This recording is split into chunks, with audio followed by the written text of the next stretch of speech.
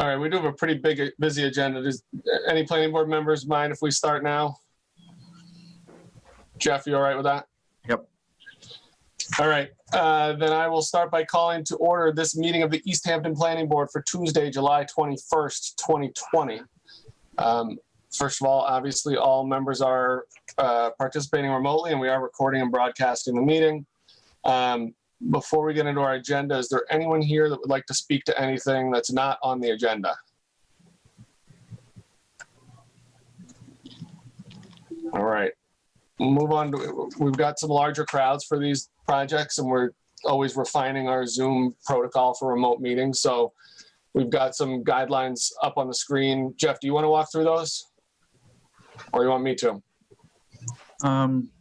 You can if you're okay. You can do it. So first of all, we're asking people, if you're not an applicant or a board member, to keep your camera off and remain muted until we recognize people for public comment on either of these projects. We're setting in advance continuation dates in case anything goes wrong here. So for the 5 and 9 East Street project, if anything happens today, it'll be continued to August 25th. On the 69 and 73 Loudville project, it would be continued to August 11th. So just so you know in advance, or anyone who's watching at home, if something goes wrong here, we can't finish this meeting and formally continue, we will continue those items administratively to those dates. General outline of sort of how the process works for people who might be attending their first planning board public hearing. Typically the applicant will present on their project. There may be some questions, comments from board members, and then some clarification from the applicant, and then we would open up to public comment. We're asking people to identify whether they want to comment in the chat function of Zoom. So please don't use the chat function to actually ask your question or make comments. If you can just indicate that you would like to speak, then when we get to that point, I can recognize individuals and let them speak. But try not to put anything of substance in the chat comment itself. If you're on a phone, we have learned that pressing *6 mutes and unmutes your phone, and *9 will raise your hand. So we can use that method for telephone callers who want to speak. And I will let people know when it's time for public comment, and you can raise your hand or identify yourself in the chat or however you want to do that to speak. There may be limits on how much time people have to speak. We'll see how it goes. This meeting will, both these matters will be continued for sure to a second meeting as well. I don't want to make people come to these meetings and not get their chance to speak, but depending on how we go with time, that may happen. But you will get a chance either at this meeting or a future meeting. When you do speak, try to ask your questions to the board and direct them to the board as opposed to other members or people that are meeting in the meeting, and we will give applicants or whoever chance to answer any questions that are asked. And then the final point is just a general one that, you know, we'll continue these meetings as they go, but you'll stop getting abutters notifications. You only get notification for the first meeting. So now that you're here, if you want to know what's going to happen next, you're going to follow those continuation dates. So for right now, we already know that the East Street project will be continued to August 25th and the Loudville Road will be continued to August 11th. If it goes beyond those meetings, there'll be further information at those meetings about when we're next going to convene, and you can get all the materials and stuff in advance of those hearings on the Planning Department website, which has all these documents. So with all of that, and still no Chris. He's coming. He's coming? Yep. All right, we don't have any planning board minutes. Is that right, Jeff? Correct. And no A&Rs tonight? Correct. Okay. Then I guess, especially since we're going to have to cover this in 2 meetings anyways, and Chris can always catch up if he misses something by watching the video. So first item on the agenda is American Dream Realty, LLC, seeking a special permit under section 12.7, property located at 5 and 9 East Street. Is there someone here to speak to that for the applicant? Yes, Rob Levesque from R. Levesque Associates. How are you? Good, Mr. Levesque. How are you? Pretty good. Thank you. So I want to start by giving us an overview. Obviously, there's a lot of materials in connection with this project, and we have all had a chance to look over it, but the public hasn't. So we may ask some stupid questions and try to steer things so everyone gets up to speed. But if you start off by giving us the overview, that'd be helpful. Thank you, Mr. Chairman. If it's okay with the planning board, what I would like to do is share my screen. I have a PDF document that I'll kind of go through that. And then, as you guys have questions, certainly address those. Perfect. Okay, so I should have permission here. Let me see. Just in time, Chris. Well done. Okay, so if everyone can see my screen, I'll get going. Looks good. Thank you. Perfect, thank you. So we have a proposed drive-through restaurant to be located at 5 and 9 East Street in Easthampton. If everybody's familiar with the site, this is my existing conditions plan. I have East Street here. We have Route 5 on the right-hand side of the site. We have a rather large right-of-way associated with the old layout of Route 5. There's currently a pump station and a number of utilities that are serviced within the Route 5 right-of-way. Our property consists of two parcels, one on the corner of East and Route 5, and then the other being a property just directly adjacent to that, just to the west, which, the two properties house three different structures, one being the existing house, two being a garage, a one-story garage, and then there's a smaller kind of dilapidated garage on the western property. We understand that the Historic Commission has submitted some information to the Planning Board related to a demolition delay. The subject property houses an existing structure that was found to have historic significance. Mr. Sardinia, the applicant for American Dream Realty, has been working with the Historic Commission. Not to put any words in their mouth, but I think reading between the lines, they want to make sure that we're not tearing this down just to tear it down and find out we don't have a project later on. So I believe for now they've issued a demolition delay. It appears as though they will be communicating with us, should we receive approval on this project, at which point the demolition delay may still be in place. We would go back and communicate with them to see if they still wanted to continue the demolition delay. I do have questions whether or not the issuance of the demolition delay is associated with the actual date of their issuance or with the date of the submission. So I was going to be coordinating with them on that. But regardless, we understand where they're coming from.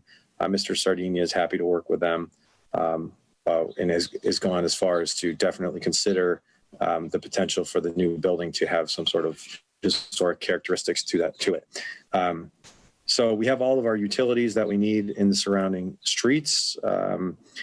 A portion of the just off site, I should say, not necessarily on site, but just off site, there is some floodplain, but we are not within bordering land subject to flooding or the 100-year floodplain, which is essentially synonymous. Again, we have water, sewer, gas, and all the other utilities within the street. Are there any questions on the existing conditions before I move forward? Hearing none.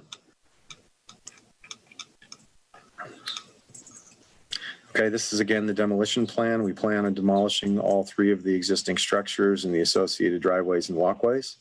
There will be some saw cuts and some pavement improvements that will be needed once we have our utility connections in place.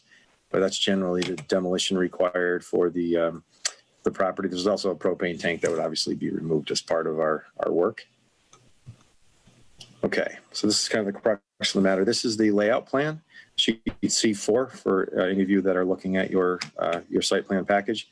So we're proposing a 1,920 square foot commercial building that would house a Dunkin' Donuts restaurant. The proposal is to have one curb cut off of East Street, where we would come through a 24-foot wide drive aisle into a parking area.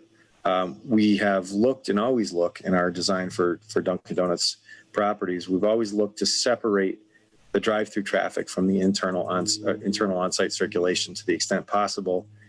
That tends to allow for free movement in and out of the parking areas without having the conflict that would potentially come from the drive-through lane. So we have approximately 20 cars that can stack in our drive-through lane on site without any interruption to the internal on-site movement. We also have approximately 3 to potentially 4 spaces of queuing as we exit the site. So we have a little stop bar here. You'll see that if you were to come out and you had to wait to get out, you could certainly stack 3 cars before they would, if they had to wait at all, if they had any delay getting onto East Street. The subject property itself is this dark black line that you see here around the perimeter. You'll notice to the north of our site, we have 8 parking spaces that are located off-site in land that's controlled by the city. This was something that was discussed early on, and we incorporated into our site plan. We feel that this is a positive because the Manhan Rail Trail is right behind us.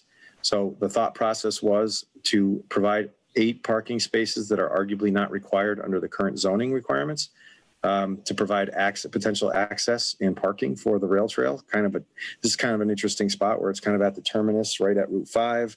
There's a pretty good distance you can go on the rail trail from here. So we were thinking that it made sense to try to provide that connection. Associated with that connection, we would have an area for bicycle parking as well as another area for bicycle parking up within our site. We figured that these folks can come up into the site, utilize the proposed patio that we have at the rear of the building, get their drinks, whatever they need to get on their way, hang out for a while, and then continue on to the rail trail. We're also, because of where we are, we're proposing improvements to try to extend the sidewalk out to the existing crosswalk out here on Route 5. And then there's also an existing bituminous walk out on Route 5. So try to improve the overall pedestrian and bicyclist feel of the area. You'll see that we have the majority of our parking spaces on the east side of the building, with obviously the 8 spaces to the north. Our refuse area is back and away from any areas that we could possibly get and still function and get at the refuse area. So we would expect that our vehicles would be able to get in. We've done truck turning movements to prove that we can get in with the typical service vehicles and additional trash vehicles to get to the refuse area. Along the western side of the building, we plan on landscaping. We have the required 5-foot landscape buffer from the side property line. Sorry, I have traffic going by.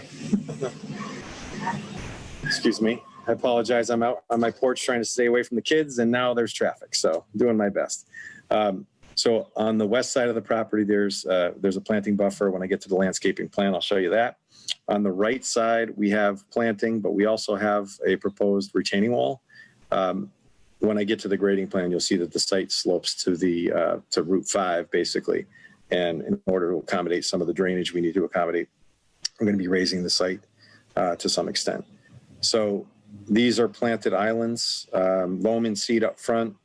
There would be a wood guardrail along the right side of the property. And then all the dumpster and refuse area would be enclosed. So I think that's the gist of the layout plan, obviously crosswalk and the connection out to East Street. Any questions on the layout before I go to the grading? Yeah, definitely. Jim, you want to go first?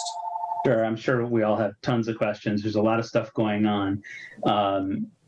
First, I want to ask about something that's still confusing me a little bit, and you touched on it a bit, but I remain a little confused. Up at the very top of this display, there's 8 parking spots.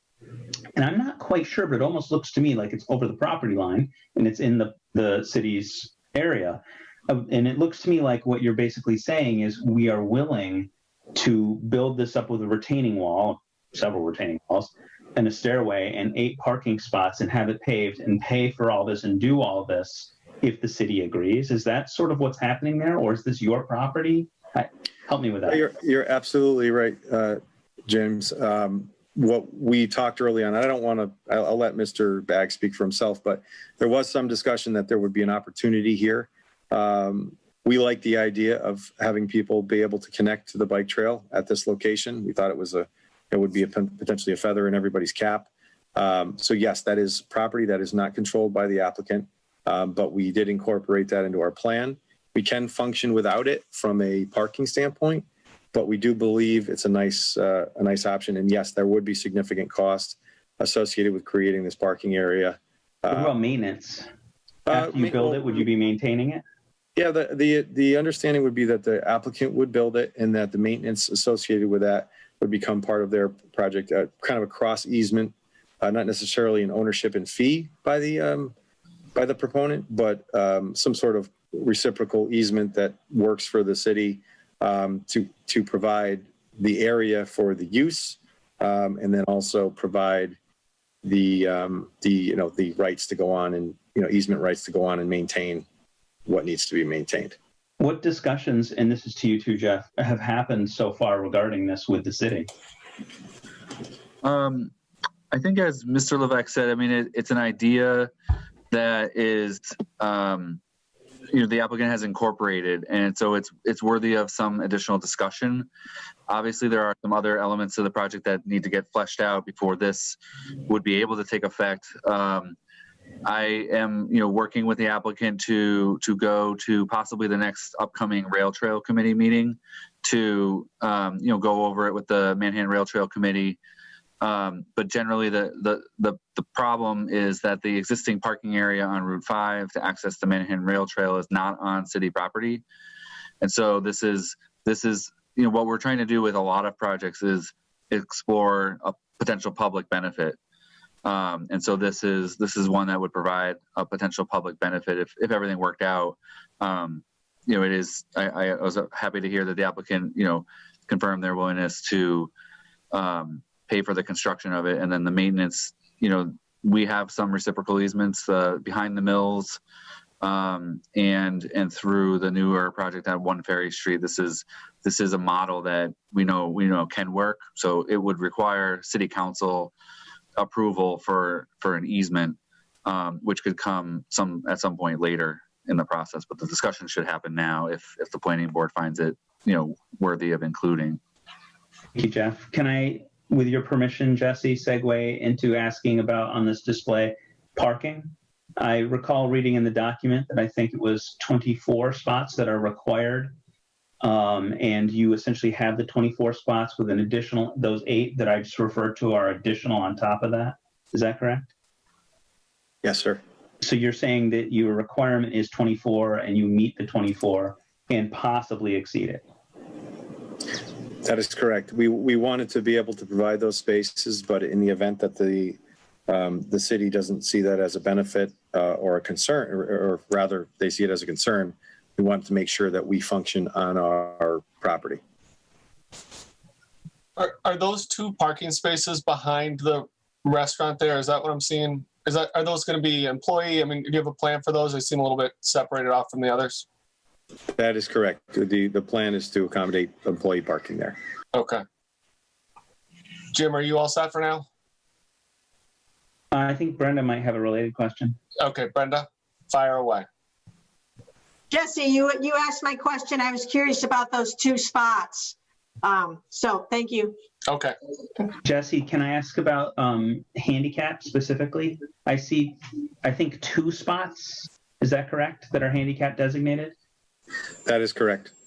And those are part of the 24 calculation. So there's 22 regular and 2 handicapped, not including Correct. the 8 above. Yeah, typically under AAB requirements, there would be 1 space per 25 parking spaces. In this particular case, we have more than that. So we are showing 2. We could potentially reduce it by 1 if for some reason we went under the threshold. But right now, it's most logical with the 2 handicap spaces, shortest accessible route to the building, and in a logical location. And to be clear, this is all bituminous surface with the exception of maybe the islands and plantings. Is that correct? And it's going to be striped and painted and all that? Yes, sir. Thank you, Jesse. Mr. Chair. Yeah, Brenda. Related to the area by the 8 spots with the stairs from the trail, I imagine people would be coming from the trail, walking, coming into the building. What's your plan for managing pedestrian traffic crossing through the stacked line of cars there? Are you going to have a crosswalk or something? We could, based on, as you can kind of see, based on the geometry, the location that the stairs fall is a Yeah. little bit funny with the drive aisle. We could explore maybe less than 8 spaces and adjust so that we were in a more advantageous position to get across to our existing sidewalk. Or, the reality is that we could put a do not block the box. We've done that in the past where we would stripe it with a hatch and put a stop sign so that at this location here, this car would stop and that this would remain open for people to walk back and forth. Because as you can imagine, folks are walking back and forth across the drive aisle. As long as people are aware of it, it's generally not a problem. But that would probably be the most logical, because if we are going to spend the money to do this, we'd like to try to give as many spaces for the city to make it worth doing. Okay, and how many people would the patio seat? What's the vision there? How many tables and seats? It's pretty small. Yeah. I would say probably 2 tables realistically. Okay. We could potentially expand back by the ordering kiosk, but a couple tables at most. Okay, thanks. Mr. Levesque, I've got sort of a similar question. I was thinking about that crosswalk too, and these drawings with the stacked cars are always kind of funny because I know that it's probably never going to be 20 cars stacked in a line like that. But you can't help but imagine that now that it's on the drawing. And I'm wondering about the 4 spots on the bottom right of the plan there where they're sort of landlocked. And I mean, I guess you would pull into those spots on the far side and then pull out through the through the drive-through lane. Is that kind of how you envision the flow going? Yeah, we anticipate, given the geometry of the site, those are obviously not perfect locations for parking. Those, that arguably would also be another location where we would look to have employees park. Yeah. Your typical shift, everybody's been to a Dunkin', right? You've seen the Dunkins. There's probably, anywhere from, 6 or so people. If we did 4 here and then another 2 here, that would pretty much take care of the employees. You don't have to worry about them during, they're going to be staying their full shift, which is, anywhere from a 6 to an 8-hour shift, most likely. So, we would anticipate that those would be employee spaces as well.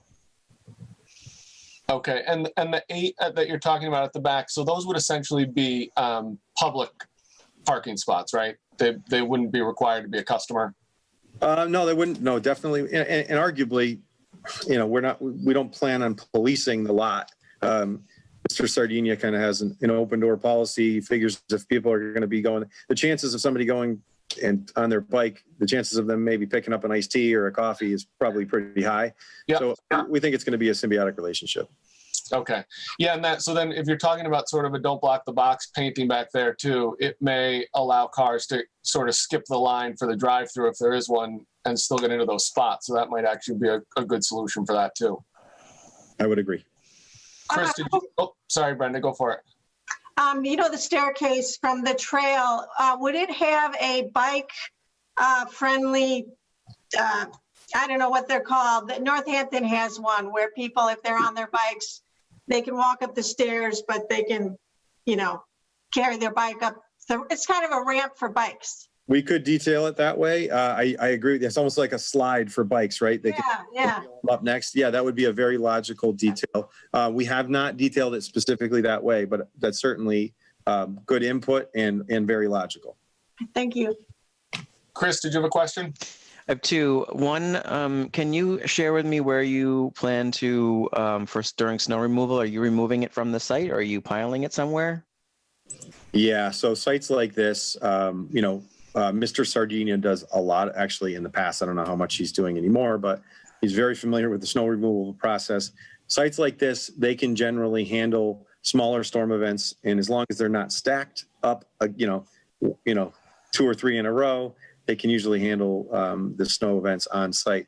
Obviously, anything major would have to be trucked off site. We don't have a logical functional location on site. So, they would have to stack it temporarily and then put it into a loader. Okay. And I notice I have to say, I've only really looked at the full plan set that you've provided. Do you have any renderings or any any street views that would show what this looks like with these retaining walls from East Street and from Route 5, so we can kind of get an idea of how tall these retaining walls are going to be? I do have tops and toes of the retaining walls, and I do have grading on the grading sheet that I can go through with you to give you some perspective. It would be more verbal perspective at this point, but it is possible to get a little bit more of a cross section or something. But I think today I'll be able to at least give you a pretty good idea, especially with your background, to give you kind of a visual of what this corner will look like, which there is. Yeah. That's a great. And maybe corner. also from this bike path, because it looks like, I don't know, you've got maybe 10 or 12 stairs there. That kind of implies to me it's almost like a 10-foot I'll go. grade change there, which seems extreme, but. Well, I can kind of explain the methodology behind that. I can show you the cross section of the subsurface drainage. Okay. That'll kind of explain the layer cake effect. Yep. Yep. That's it then. Thank you, Jesse.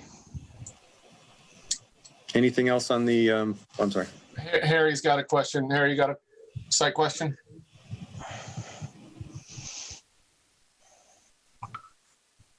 Yeah, the question I have is, how long does it take to service one person pulling in to get a coffee and donut in the morning?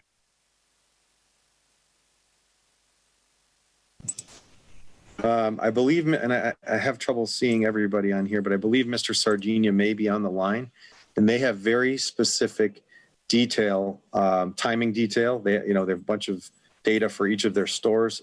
Manny, are you on? I am. Well, the question I have, if you're the 18th car in line and it takes 2 or 3 minutes to get a coffee, you're going to be there for a half an hour sitting in that line, if not longer. Good An awful long time to sit away for a coffee. everyone. This is Manny Sullivan.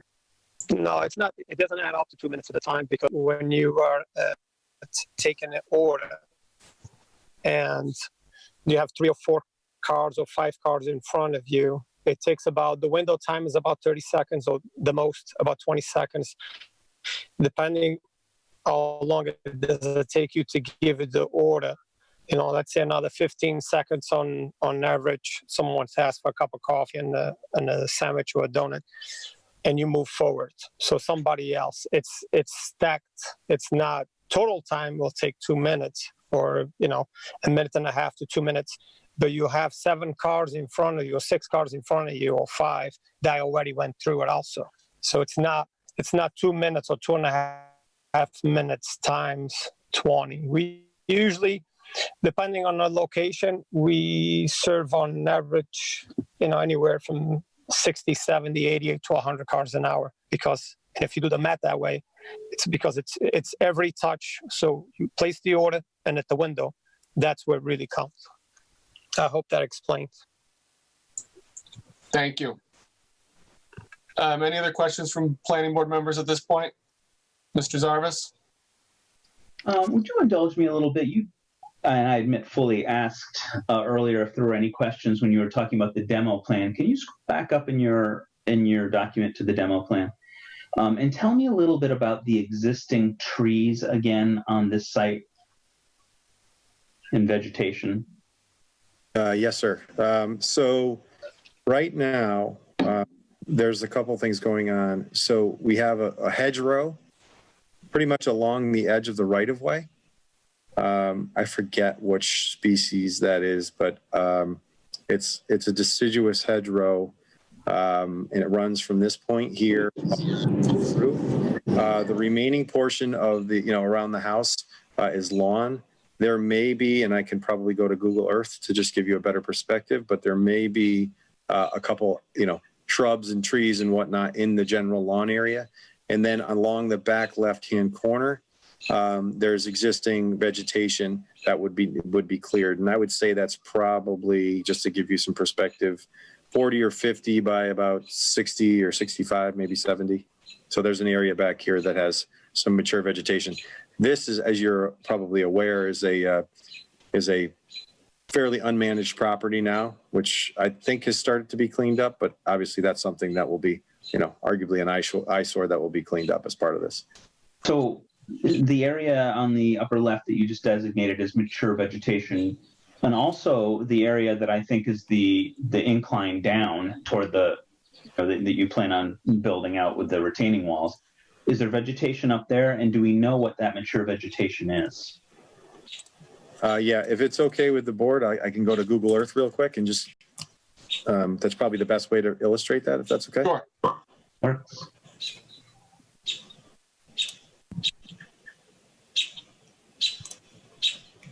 Can you still see my screen? Yep. Yes. Great. I'm going to mute you or mute myself just so that you don't hear the birds. I like the birds.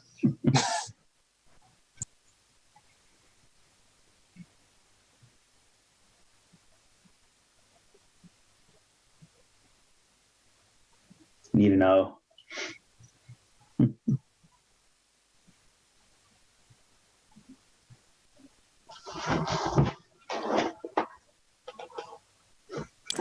Okay, so this is the existing house. Can everyone see that? Yes. This is the garage. As you can see, there's some debris and different, I don't know if you want to call it junk, but junk in the area here. So we have the hedgerow and some vegetation along this edge. This is the existing pump station. And then there's some pretty mature vegetation along the backside. And then also this bump out here that we talked about for existing veg. And then what I'll do is I'll drop my little person here, and that'll give you a better picture of what it looks like. Okay, so you can see the existing garage, a hedgerow here that would come out, some vegetation within the existing junk area. There's a stockade fence here now. Some of those trees are probably right up against the property line. And then some existing, looks like hemlocks in back. And then the rest of it is generally lawn, and there's a tree here and here.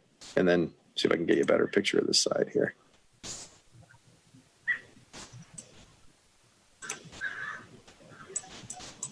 There you go. That should hopefully give you a good, better picture.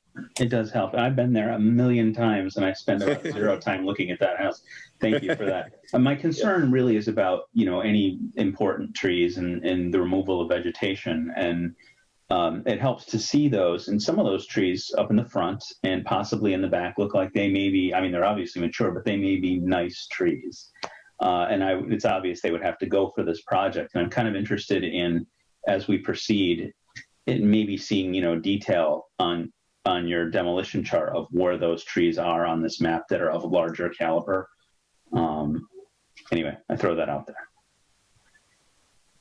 Sorry, absolutely. And then this is the existing conditions plan again.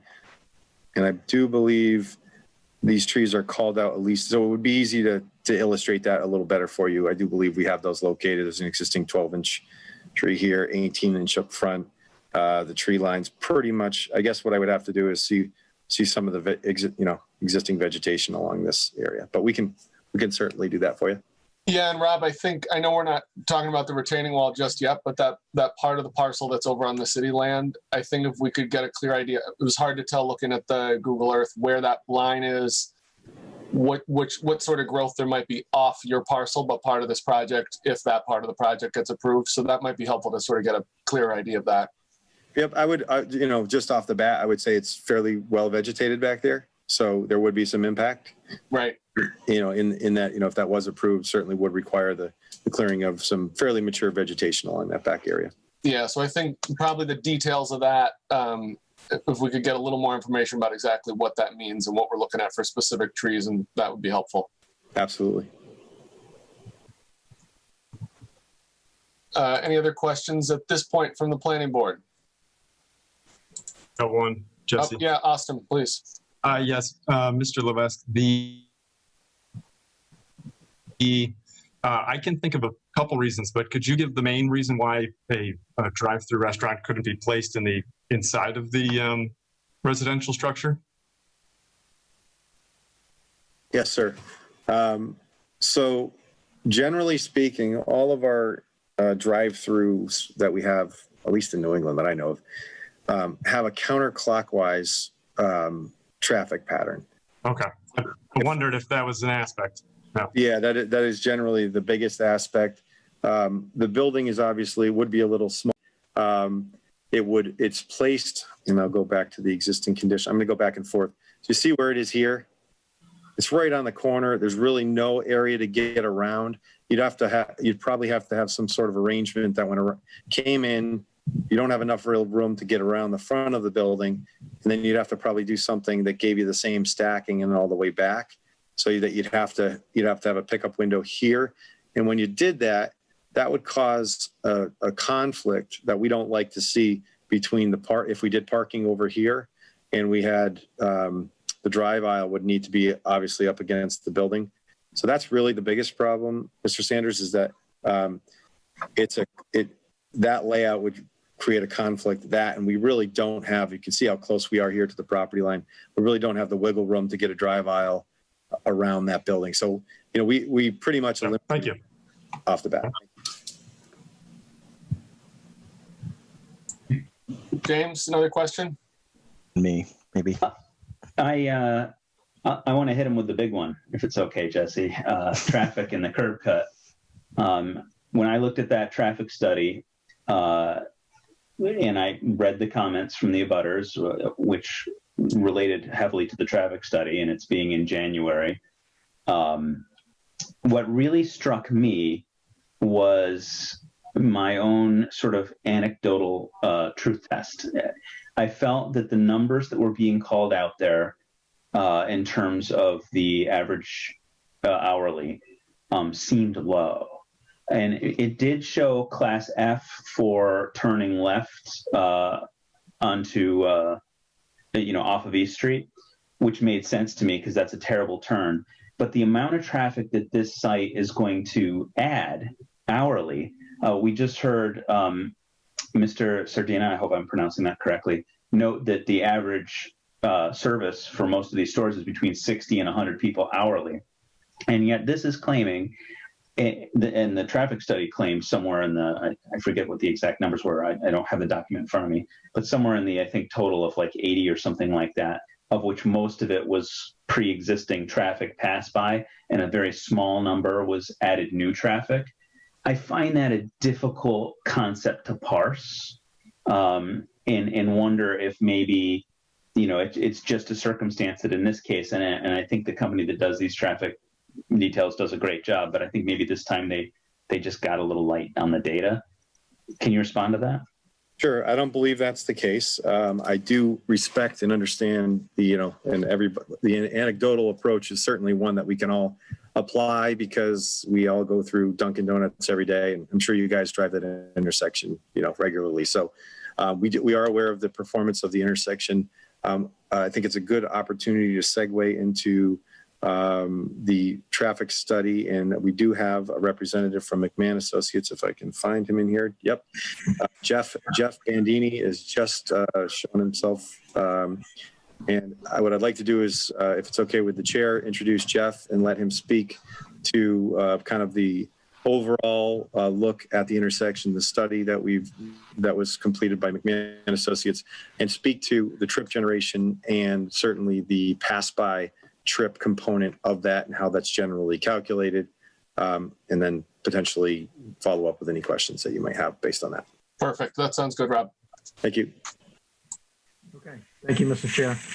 Again, Jeff Bandini with McMahon Associates. So we were tasked with doing the traffic study for this proposed site. Again, as we mentioned, the pass-by information, and there's a lot of methodology that goes into that. So just sharing some of the bit of the background as to what we did in terms of looking at traffic counts at the intersection of Route 5 and East Street, and looking at some of the traffic data, crash data, speed limits, and making sure some of the existing conditions and some of the elements of the existing site would fit within the framework of the proposed development. So we did take traffic counts at that intersection back in January, January being one of the lower months that we do see. So we did seasonally adjust those volumes up 9% to account for, that sort of lag in traffic counts that you see during the winter months. We looked at the intersection in terms of crash data, as I mentioned, and in the past 3 years, about 6 crashes total. And we used that in terms of crash rate and compared that information to the district, MassDOT District 2 and statewide averages, and actually found that based on the volume at that intersection, it actually performs fairly well from a safety perspective. So we thought that that was advantageous in spite of, as someone on the board mentioned, there being a significant amount of traffic that goes through that intersection. So looking at the intersection in terms of its performance and safety regarding the proposed site itself. So we did look at, I'm not sure who is familiar with ITE's trip generation, but basically they compile a list of like uses around the country, and based on, certain independent variables, be it, size or, number of whatever. But in this term, size of the development and how that would perform relative to how many trips you see in and out per day. And that 80 trips that was mentioned is a fairly accurate assessment of what we would expect based on ITE and we would see at this site. Again, it's definitely no secret that there's a lot of traffic that comes in and out of, a development of this type, especially during the morning peak hours when a lot of folks are traveling to work and then stopping, on their way. Less so of an overlap in the afternoon. The traffic in the morning is higher. But again, based on ITE data, and these studies come from around the country, and certainly Massachusetts is, one of those areas that are included in that data set. These types of developments do draw a lot of traffic from, trips that are already on the roadway, folks, like I said, traveling to and from work. And, frankly, a lot of it has to do with the locations of where they are constructed to begin with. They are intended to be at locations that already do consequently have a lot of traffic because they do draw those numbers in. And from a customer perspective, it's advantageous to draw from traffic that's already on the roadway. So from that perspective, we don't expect to see a lot of quote unquote new trips, as the traffic study that we produced points out. But again, we do see a lot of traffic coming in and out of the site. But we think, as Rob mentioned, with the amount of stacking on site, about 20 vehicles, and certainly, from the perspective of not only the amount of vehicles stacking pre-window, but, vehicles waiting to exit the site as vehicles stack eastbound along East Street at the intersection of Route 5. If there happens to be a delay, turning left or turning right out of the site would be able to accommodate that. And in terms of a safety perspective, looking left and looking right, we did compare the amount of available visibility, looking left and looking right based on the speed limit. So we did find that there was sufficient distance and time to react for vehicles, both turning left and right out of the site and vehicles approaching the driveway itself. So in terms of, traffic volume and safety, we think this site can be accommodated within the scope of where it's located, within perspective of the intersection and the surrounding roadway network itself.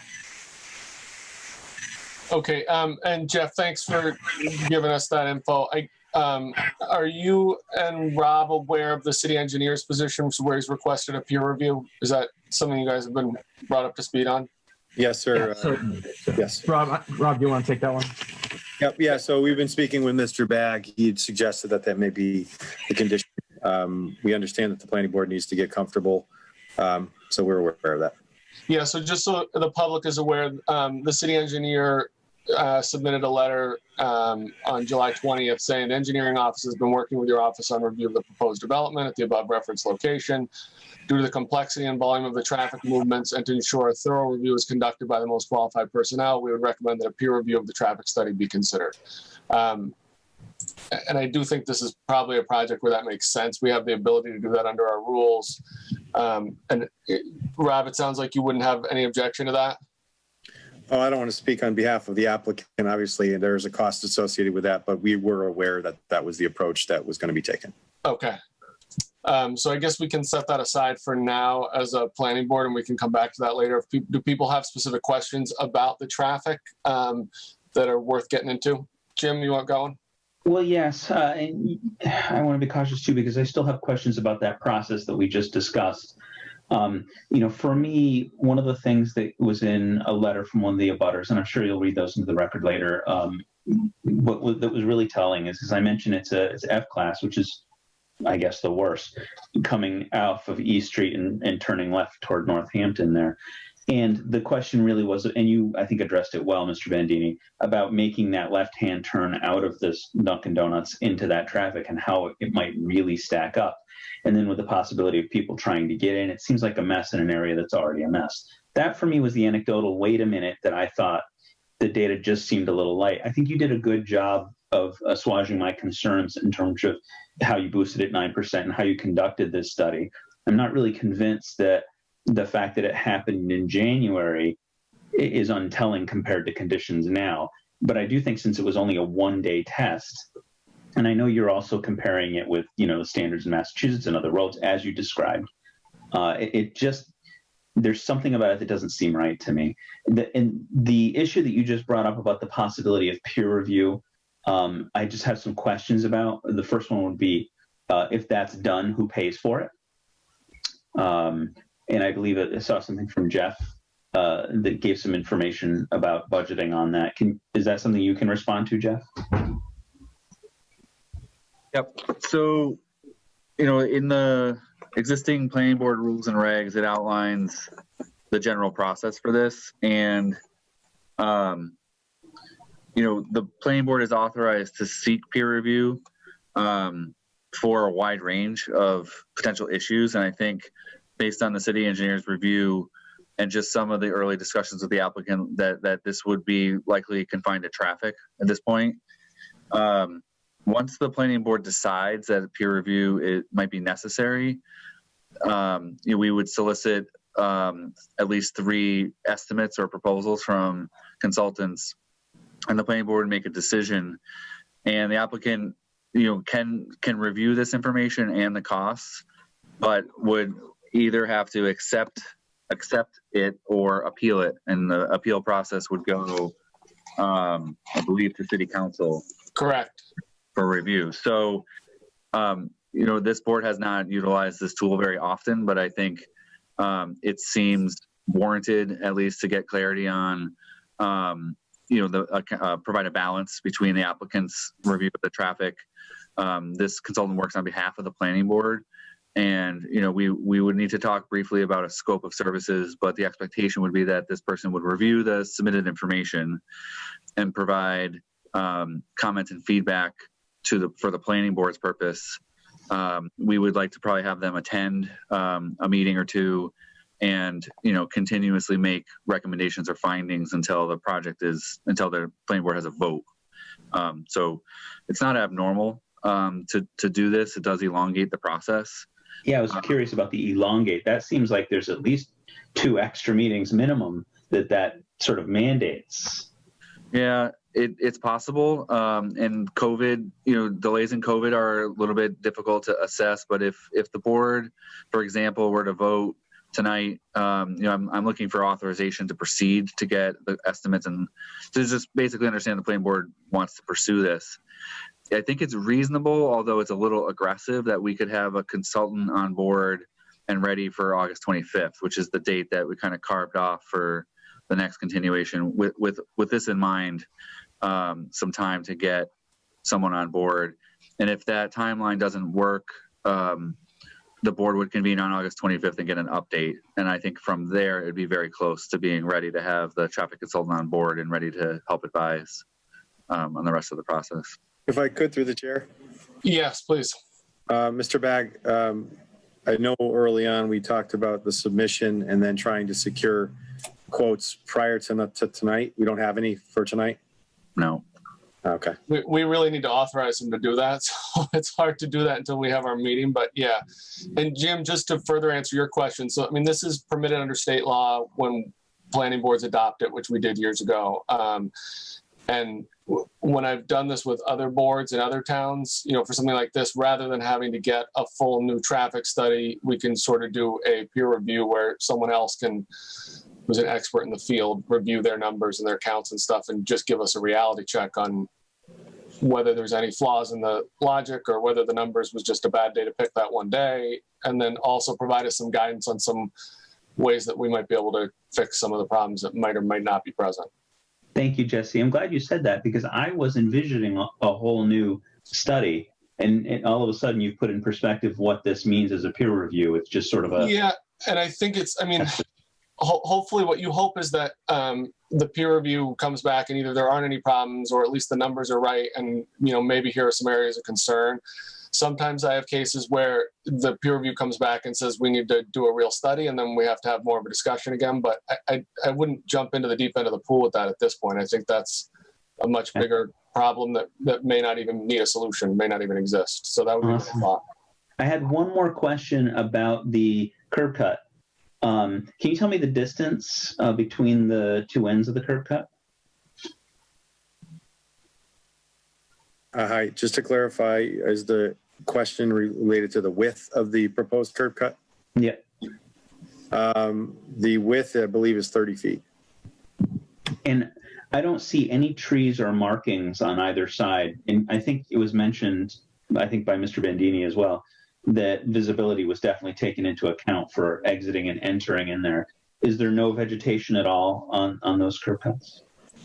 Proposed, there will be a sidewalk, and there's really no, any vegetation that we would propose would be low lying and would be below the driver's eye, typically on those corners.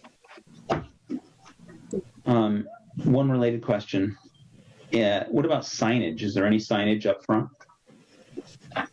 They would typically like a pylon sign to meet the signage standards.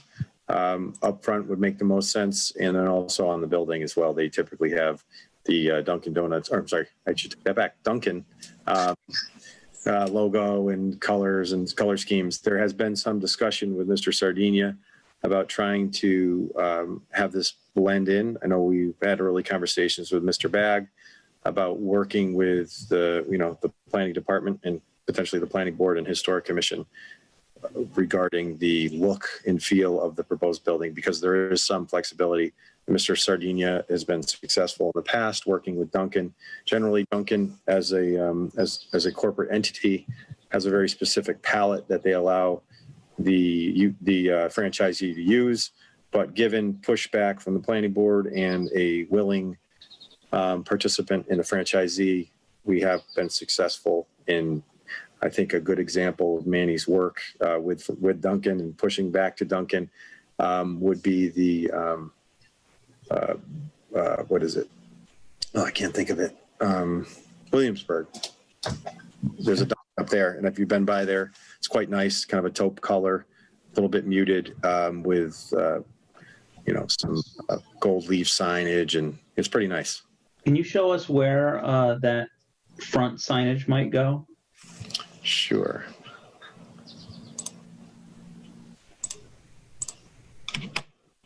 I don't think, am I still sharing my screen? No. Let me try to do that again.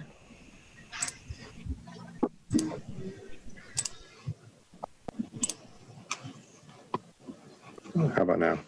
Yep. Only problem is you guys are all in front of my picture here. Let me see. Let me just get this out of the way. I don't remember seeing it in the materials that came through, but I would love, as part of this process for a future meeting, to see a visualization of the proposed signage and placement. Yep, and also we'd be happy to share a little bit more related to the building and some of that discussion that's been going on as well. The pylon sign is proposed. Can you see this right out front? Yes. Yeah, so it's proposed here. We have a little bit of landscaping around it. We'd be keeping it far enough back that it wouldn't affect the driver's eye, but right in that area is pretty logical for us. Okay.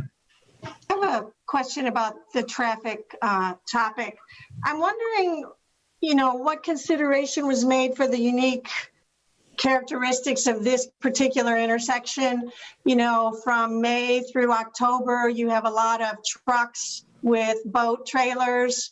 Was there any consideration into creating a left turn lane for traffic going east on East Street? That can get pretty backed up there as some of the neighbors mentioned the school buses come there and turn around.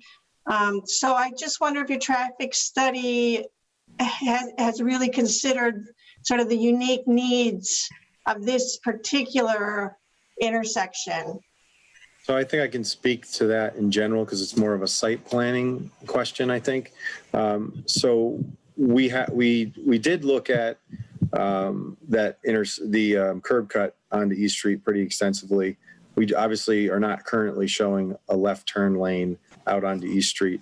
Most of the reason for that is because of the requirement for basically we'll call it a 180-degree turn coming into the site if you're heading on westbound on East Street, if you follow me. So if you're coming in westbound, you kind of have an 180-degree turn to get into the drive-through lane or into the parking. So we didn't want to inhibit that. That's also a reason why we have the 30-foot wide curb cut versus the typical 24.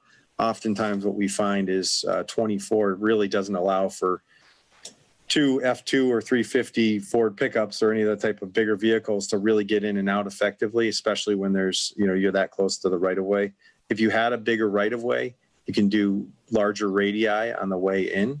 But if you look at where the edge of pavement is on East Street and where the right of way is, we have kind of fairly small radii that we're resolving here.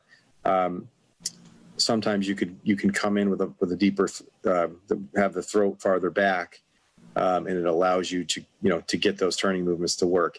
When we run a program called Auto Turn on our site development projects, and that Auto Turn basically shows how passenger vehicles and service vehicles can get in and maneuver around the site and make sure that all the wheelbases and the swings of the tails of the vehicles can all be accommodated. So with that, we really didn't want to propose a left turn lane.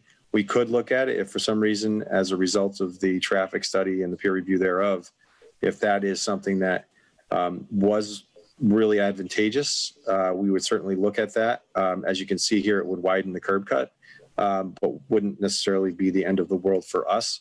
We could even potentially put in a gored island. We've done that before in the past, where you have a kind of a rumble strip sort of island that people don't like to pass over, but it can separate the exit lanes from the entry lanes. So we can look at. We would be happy to certainly look at that. This is obviously something that is fairly well thought out, but we're open to ideas if it helps improve traffic for sure.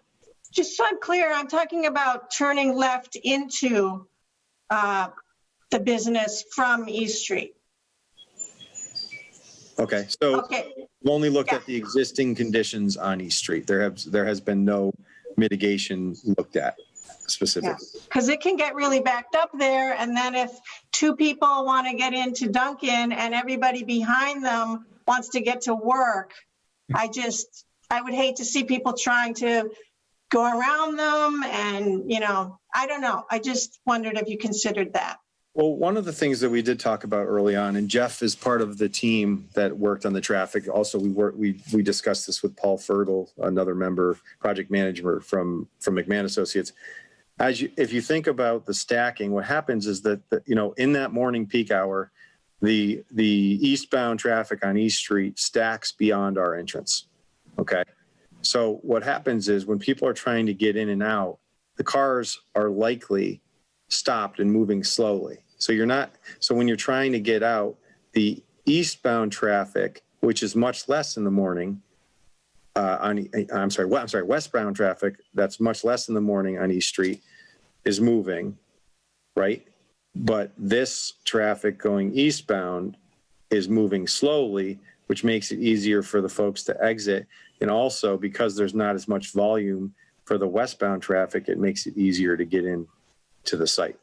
So those left turns, although the traffic seems like a potential deterrent, I think in many ways there's gaps that can be created easily enough by people letting people in, and then also people being able to take that turning movement because they're really inching their way forward to the intersection.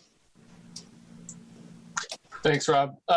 James, I see you, but I saw Austin a minute ago. Austin, do you have a question? No? All right, James, go for it. If you don't mind me jumping around, I still had a few questions that I may as well toss them in. One of the comments that I saw in a letter from the abutters that I thought was apropos about trash And I know, of course, there are little trash bins through the drive-through lane and maybe in the parking lot, but do you plan on regularly going through and performing cleanup maintenance in this lot? This is a type of business that produces a lot of incidental trash from customers that don't care.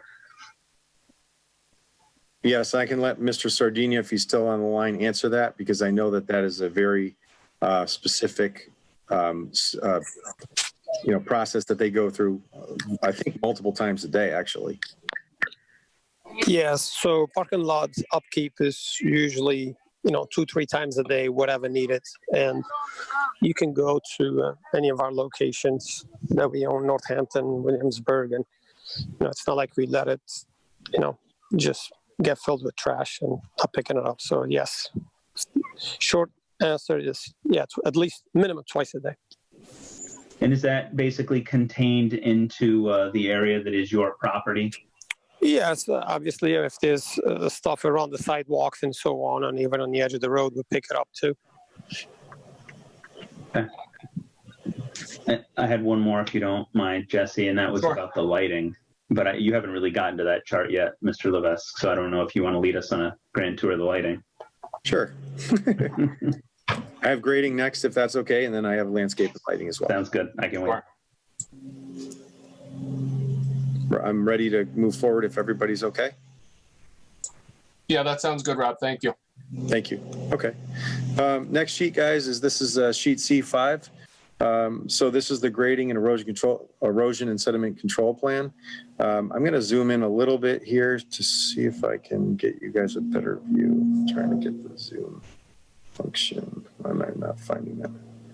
Oh, maybe I'm not going to zoom in, but I'll do my best to help you guys see what's going on. So what we have, and I mentioned this to Chris before, we have a site that generally slopes towards Route 5. And, so the high point's kind of on the left side, and it drops to the right and to the back, so kind of to the northeast, if you will. When we did our test pits on site, we knew that we were going to need to do subsurface drainage because as you can imagine, we have, most of the area is used for parking, building, and drive aisles. So our subsurface soil tests indicated groundwater at a certain elevation, deep enough certainly for us to meet the DEP standards, meet or exceed the DEP standards for drainage, but also required us to, and I'll get into this in a subsequent sheet, required us to maintain certain separations. So for example, DEP has a minimum separation from seasonal high groundwater to the bottom of any infiltration system of 2 feet. So when you start adding starting at groundwater, adding 2 feet of material below the system, and then the system itself, then cover over the system, and then the parking lot cross section, what ends up happening is you're required to raise the grade to some extent. So in the area where we're doing the subsurface, which is basically on this right side of the building, we were required to bring that side up. So if you look at our contouring, we do have a grade change along the right-hand side that we're accommodating through a 2-to-1 slope, actually maybe a 3-to-1 slope, along the front corner. I think this was a question that Chris had, as well as a retaining wall, which would go along the east and north side of the property. If for some reason the 8 parking spaces that we talked about is not seen as advantageous for the city, then that retaining wall would come back within our property line. But what we're showing here is retaining wall that varies in height, but generally up in the front area is approximately 6 feet high. And then in the back, if I can figure out how to zoom here. Sorry, guys. There we go. Okay, that's better. So you'll see in the back, we have a bottom of wall elevation at 123.9, so call it 124, and a top of wall elevation at approximately 134. So this back here is a 10-foot wall. We would have stairs to the back. As we come forward, it gets a little bit less. We're at about a little under 6 feet here at this corner. And then again, we have a existing grade out near the existing sidewalk, and the curb cut for the pump station is about 127. And our proposed grade at the corner of the parking lot here is about 133 or so, maybe 133 and a half, depending exactly where you are. So this area is arguably fill with a nice slope. We're planning, when I get to the next sheet, you'll see that we're planning on landscaping this pretty heavily. The retaining wall would have landscaping adjacent to it with a nice wood guardrail at the top parking lot side of the retaining wall. And there would be, an attractive retaining wall along the backside. As mentioned, there is some vegetation along this edge. Some of that vegetation is within our property. Some of that vegetation is within the right of way. So we would expect that there would be some remaining vegetation. And the wall itself will be an attractive wall. In the back, as mentioned, we're about, we're anywhere from, we're about 10 feet at this corner. It varies a little bit throughout the back. This side on the left is generally pretty much at grade. We have some grade breaks within the parking lot. We're running just the very beginning of the parking lot towards the street. The rest of it is being handled all on site. We're running back to a catch basin located here. We also have a number of catch basins in the back, one on the back left, one on the right. So we basically break the grades at these dashed lines. So these are all grade breaks. And then we're running to low points for drainage. Probably be a little bit easier to see in my next sheet, which shows the subsurface system. You can see it's rather large based on soil types, proposed impervious surface, seasonal high groundwater, and other controlling factors. This system needed to be a certain size. One of the reasons is because the profile of the actual structures themselves is a little bit shallower. So the system is a little bit wider. So we have quite a system. So there's catch basins throughout the site that then run into the subsurface. There's inlets here to the subsurface. There's also catch basin here and here, run to a structure into the system. We have an isolator row proposed within the subsurface system, which I have a cross section in a subsequent sheet that I'll show you. But this system is, this rectangle that you see here is essentially the subsurface infiltration system. We have water quality units proposed at the inlets so that we handle total suspended solids. Plus the isolator row is another safeguard. And then we handle within this system, we handle up to and including the 100-year storm. We're proposing an overflow to the system. Right now, there's an existing catch basin out in East Street. That catch basin would be replaced with a manhole, and we would put a catch basin offline, which will help with water quality for East Street, but it will also allow us to tie into an existing storm drain out in East Street. As you're aware, we have not received engineering comments yet. We certainly communicate with Mr. Murphy once he's had an opportunity to review the drainage and the drainage report associated therewith. Thanks, Rob. Any questions about the stormwater? Nothing from you, Chris?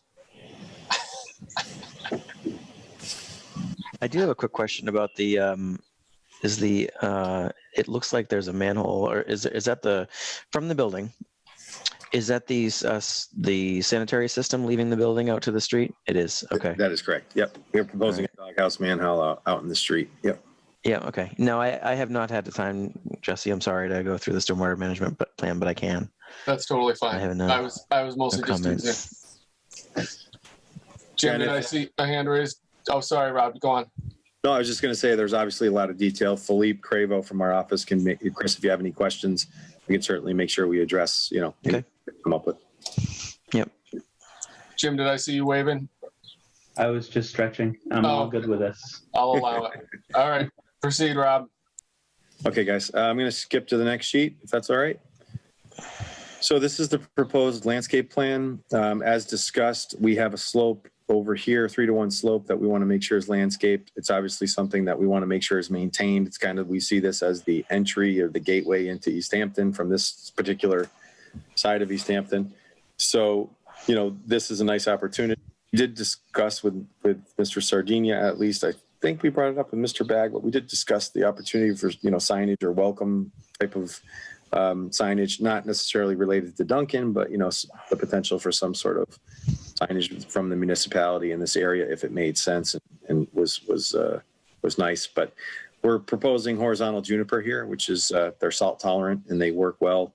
They work great near parking lots, and we're going to carry those along the in between the guardrail and the retaining wall. They won't impact the wall to any great extent based on the root structure. We have the same along the back. We're proposing some pines at the back corner. They're a very specific plant. I think we took them off the Northampton tree list. Arborvitae on the left-hand side, just because of the nature of the screening that they provide. We would expect that hedge would grow pretty quickly. I do believe we have specifics on the plan of what we're planning on planting, both quantities, and then I believe we also have sizes. So the arborvitae are 4 to 6 foot in height, which grow pretty quickly and usually are very, very successful and can be replaced if for some reason they don't take. We had the Swiss stone pine, which I was talking about at the back left-hand corner of the refuse area here. We have some arborvitae as well around the ordering kiosk. I forget what AP is. We have a Japanese maple back here in this landscaped area near the patio. We have some inkberry along the back of the building. They do quite well. And then we have some boxwood out front, which are fairly slow growing and can be maintained quite well. Juniper in this planting area here, and some other inkberry and junipers throughout, kind of scattered throughout with Japanese maple or two in these islands here. These are inkberries, as mentioned here. I can skip to the lighting plan. I think Jim might have a question, Rob, before we move on. Sir. Yep, sorry about that. I love interrupting my own question. So that looks very good. A couple questions I had. First, this led me to think a little bit about construction and the process of construction. The arborvitaes that are on the left-hand side of what we're viewing right now are starting at 4 to 6 feet, which is decent.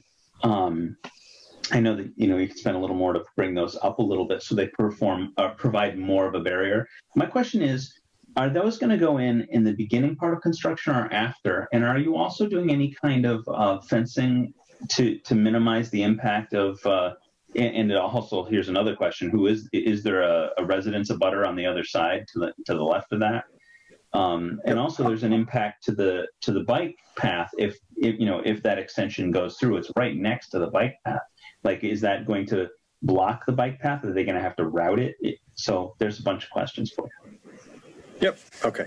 I'll do my best. So the arborvitaes typically would not go in during construction. They're susceptible to being damaged pretty easily. You've probably seen, discolored, leaves and whatnot. So we would expect that these would go in pretty much, once the parking lot and everything is in, we would be loaming and seeding and doing landscape towards the end of the construction project. So I would expect that they would be pretty much one of the last items to go in as we're buttoning things up. As far as the adjacent abutter, there is I believe it's a multifamily property. I think it is maybe a rental. I don't know that for sure, but a rather large Victorian building or house. And there is at least a portion of the stockade fence along that edge. Whether that, and I'd have to confirm, and I can do this for you, confirm whether that stockade fence is going to be owned by Mr. Sardinia or whether or not that's the adjacent property owner. But there is, at least for a portion, there is a 6-foot stockade fence.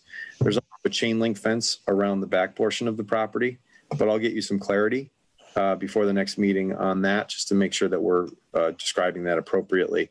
In the event that there was seen as an issue or the arborvitaes did not make sense, we could certainly look at a stockade fence.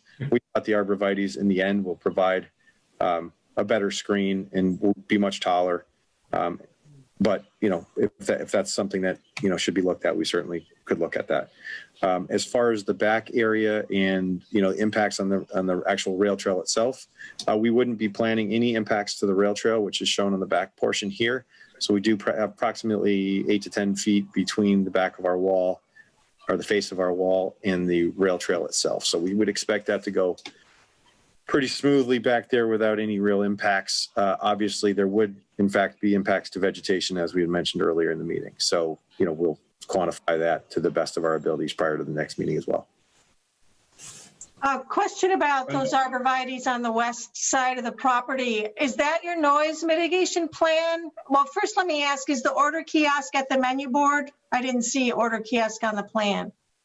Yeah, I apologize. Let me go back to the layout plan for you. Okay, so they order there and then the cars come and idle and a lot of people will have their windows down playing music.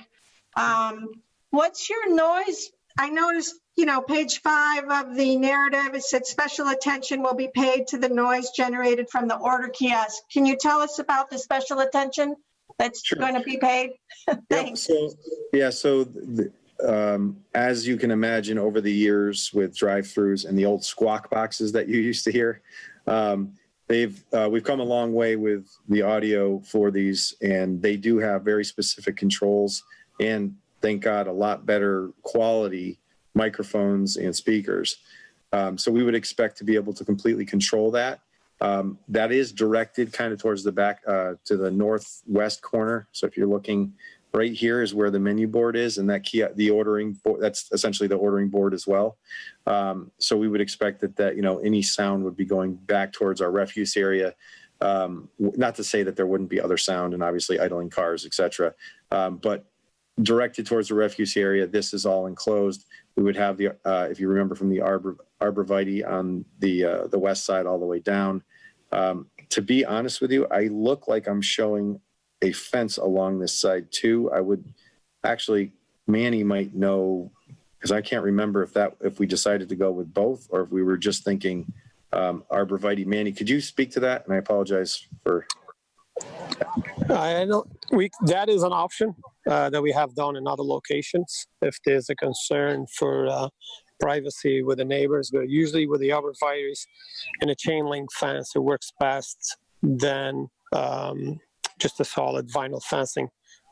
Over the years they seem to hold up better than if you have a vinyl fence. But if that's the case, but we don't know if that stockade is on the abutter or on our property.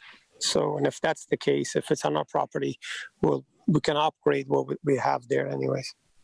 I had flagged this as a question as well. So I think it's definitely in need of clarity. I looked through the details, and there's a detail for the vinyl stockade fence around the dumpster. And then Rob, on your plan here, it does show the fence on your property as proposed.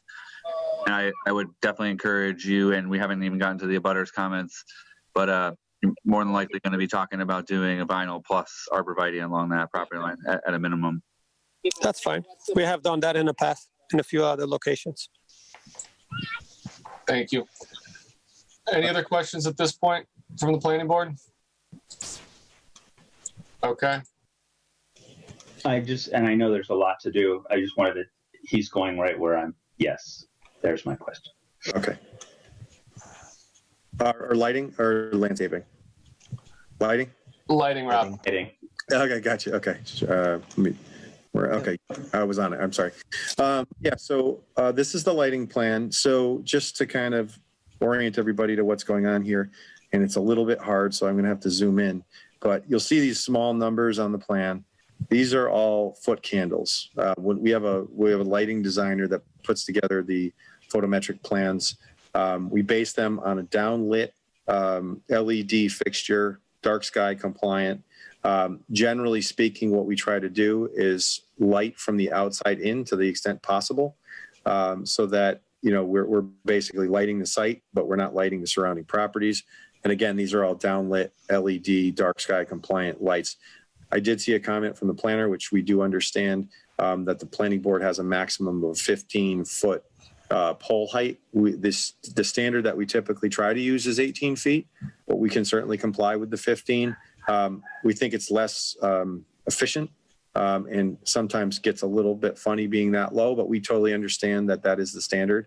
So what we would need to do would be to update the photometric plan accordingly, which would change the foot candles to some extent. But you'll see that we have, the detail of what we have here, and then really are avoiding spillover from the properties, just so everybody can see, which is going to be a little hard for you folks. But in our plan, the lights are rather small on the, just so you know, where to find them if you are looking at the plan. So this right here would be a light fixture location, a light pole location. And those are typical throughout our plans, and they're going to be a little bit hard to find. I believe there's another one right here, here, here. I can't even find them. So what I'll do is I'll highlight them for you. when I get the plan updated, I'll probably highlight them in yellow or some easier color to see. That'd be great. But so these are all proposed downward facing, dark sky compliant, and no spillover of light off the parcel, right? As far as that is right now. That is correct. You see the foot candles on the edge of the property. Yeah. Not, and arguably the photometrics don't typically take in any hedgerows or fences that we would put on the property line, which will further enhance any screening, from the abutting properties. What about over on East Street? I see that if you scroll up a little bit, it looks like you've got like 3-foot candles at the property boundary there, by the Route 5, not East Street. Sorry, scroll up. Sorry, I just got to move over a little. Sorry, Chris. 0.5. Where am I? So you're right in that area. If you go to the right a little bit, you got 3.0 by the fence line. Is that because is that same as existing, or are you increasing light off the site behind the that? Yeah, we were arguably station? didn't. We did. Yeah, we definitely did not map or we didn't map the existing lighting on site. So this is all proposed. So there's a light pole here. It's because it's right under that fixture. We could look at if we have a kind of a tight area here. Look at maybe relocating that. There's a light right there. Let me take a look at that, and that's obviously pretty. It's right under the fixture. I think that's why it's so intense. But let me. Right. Yeah, I mean, maybe that's important for safety for vehicles and pedestrians near that, near the crosswalk, and maybe that's a good reason. But if it's increasing light off site, we just need to know. Yeah. Yep, that's a fair question. We'll make sure we look at that area. I would think that through, from the stairs, we can imagine some folks would be coming at least at dusk. We would want to make sure we have ample light for folks that are coming to the building from the bike path as well. Sure. Yep. Expect that the stacking associated with the drive-through in the afternoon and evening hours typically would not stack beyond, this back portion of the building here. The cars that are ordering, but would not expect, folks to be using this area back here. Right. All right. If people don't object, I'd like to try to get some public commented on this. We're already running really late. Jim, is that okay with you? Okay. So I think I will start the public comment by I'm going to read the 2 letters or the letter and the email that I have seen so far, and then we can open it up to anybody who's here that wants to talk. Like I said at the beginning, I don't know that everyone will get to talk tonight. We have another item on our agenda that we haven't even started yet, but I would like to let people get some time in. So I'll start with these letters. So the first one is Jesse, I'm sorry to interrupt. Before you start reading, could we ask people who may want to speak to the Duncan, if they want to put in the chat, just say, I would like to speak. That way, for the next minute or two, they can start to queue up in there. Yeah, if you can put your names in the chat, or if you're on a phone, you can do the raise hand feature by doing #9 or *9. So if you can do that while I do my public reading portion, that's probably good use of time, Jeff. Thank you. So this first one is a letter addressed to the Planning Board, dated July 14th. Ray, objection to proposed Dunkin' restaurant with drive-through 5 and 9 East Street, Easthampton, Mass. Dear Mr. Belcher, to me and the Easthampton Planning Board, we, the homeowners and neighbors of properties near and adjacent to the proposed Dunkin' restaurant with drive-through 5 and 9 East Street, Easthampton, Mass, map 110, parcel 12 and 13, hereafter referred to as proposed Dunkin', object to the demolition of 5 and 9 East Street and the development of the proposed Dunkin' on the following grounds. Traffic. The proposed Dunkin' traffic study was completed in January and does not reflect current traffic conditions. The adjusted data do not reflect the new traffic pattern that would be created by an ingress and egress side by side, both of which would significantly impact both traffic flow and speed along East Street, impacting nearby residents. The presumption that most trips to the proposed Dunkin' would be, quote, pass by, end quote, trips does not evaluate the additional burden of traffic and roadways that such trips would make, regardless of being already in progress. Such travelers would stop, turn into the drive-through, circle around, and exit into traffic again, thereby effectively doubling their road use and traffic flow. Loss of safe use of sidewalks. The sidewalk along East Street at the site of the proposed Dunkin' will become virtually unusable during hours of operation, which include daylight and evening hours, thereby negatively impacting the nearby residents, their families, and animals. Litter. Absent a plan to remove additional litter from the sidewalk, roadway, and nearby areas, including the Oxbow boat launch, there will be an additional and unacceptable burden on the city and private landowners to clean up trash from the proposed Dunkin', including to-go beverage containers, food that will attract vermin, and paper litter such as napkins and Dunkin' bags. Nuisance parking, standing, and loitering. The proposed Dunkin' would not only increase traffic flow, but increase standing, idling, parking, and loitering in the immediate area, thereby increasing the air pollution and noise and decreasing neighborhood safety. Likewise, such traffic will impede nearby residents and those genuinely passing through from freely using East Street as a roadway. Light and noise pollution. The proposed Dunkin' would increase light and noise via traffic, machinery before, during, and after demolition and construction, and crowding before, during, and after construction. This will significantly and negatively impact the area residents. Loss of trees and landscaping. The area between and behind 5 and 9 East Streets is currently home to mature trees that provide light blocking and natural habitat for a variety of species. Ecologically, their destruction would lead to an imminent loss of habitat, actual life, and biodiversity. The destruction of this area would also contribute to direct loss of quality of life for nearby residents. Neighborhood aesthetics. The proposed Dunkin' would be the first site travelers encounter past the Welcome to Easthampton sign. The proposed Dunkin', a national chain, is antithetical to the aesthetics of Easthampton and its unique small business aesthetic. The construction of such a building would be a permanent blot on the neighborhood aesthetics and contribute to the declining quality of Easthampton life. For the reasons listed above, and many not included, we, the residents near and adjacent to the proposed Dunkin', object to its development. We, the undersigned, are concerned citizens who urge our leaders to act now to stop the construction of this unnecessary and congestive site. Cordially, and then it's signed by about 1, 2, 3, 4, 5, 6, 7, 8, 9, 10, 11, 12, 13, 14 people. So that's good. I want to read the other email that I have seen. This is an email from John Atwater, dated Thursday, July 9th. In reviewing this application, I have a few questions, comments. Has an agreement been formalized between the city and the owner for the additional parking spots located on the Manhan Rail Trail property? The turning movement counts were performed on January 23rd, 2020. What was the weather? On page 18 of the traffic impact study, the following is stated, quote, the proposed site driveway located on East Street is projected to operate at LOSC during both the weekday morning and weekday afternoon peak hours. However, the analysis may not account for the existing vehicle queues on East Street approaching the intersection of East Street at North Street, US Route 5, end quote. As someone who travels this road daily to the Route 5 intersection, I can tell you that the existing vehicle queues will present a problem for people exiting the proposed site and turning left onto East Street. There is already a problem with queue lines extending out of Bach Plaza into Route 10, as well as lines extending out of Pride onto Union Street. Are we creating an additional traffic hazard delay as people will drive around waiting cars and then be potentially hit by exiting customers? School buses perform a U-turn at the end of East Street onto Route 5. This is already dangerous. Will this endanger children more? Regards, John Atwater, Chairman, ZBA.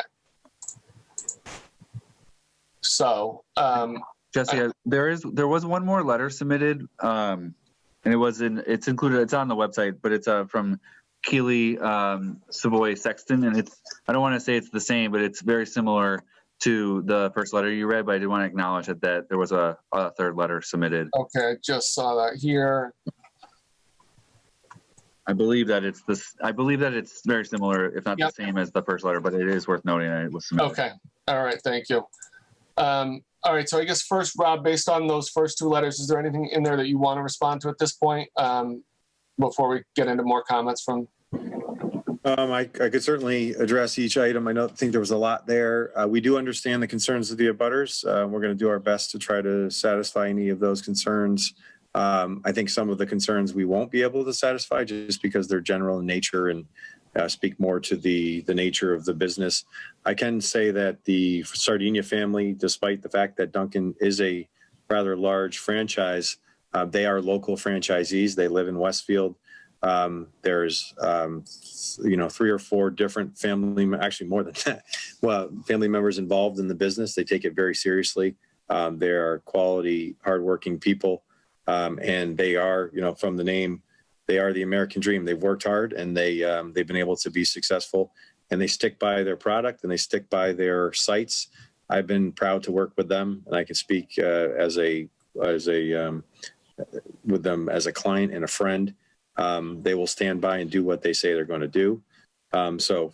Despite the fact that Dunkin' is a rather large franchise, these are local individuals, local operators, owners, operators of the property and of the business itself.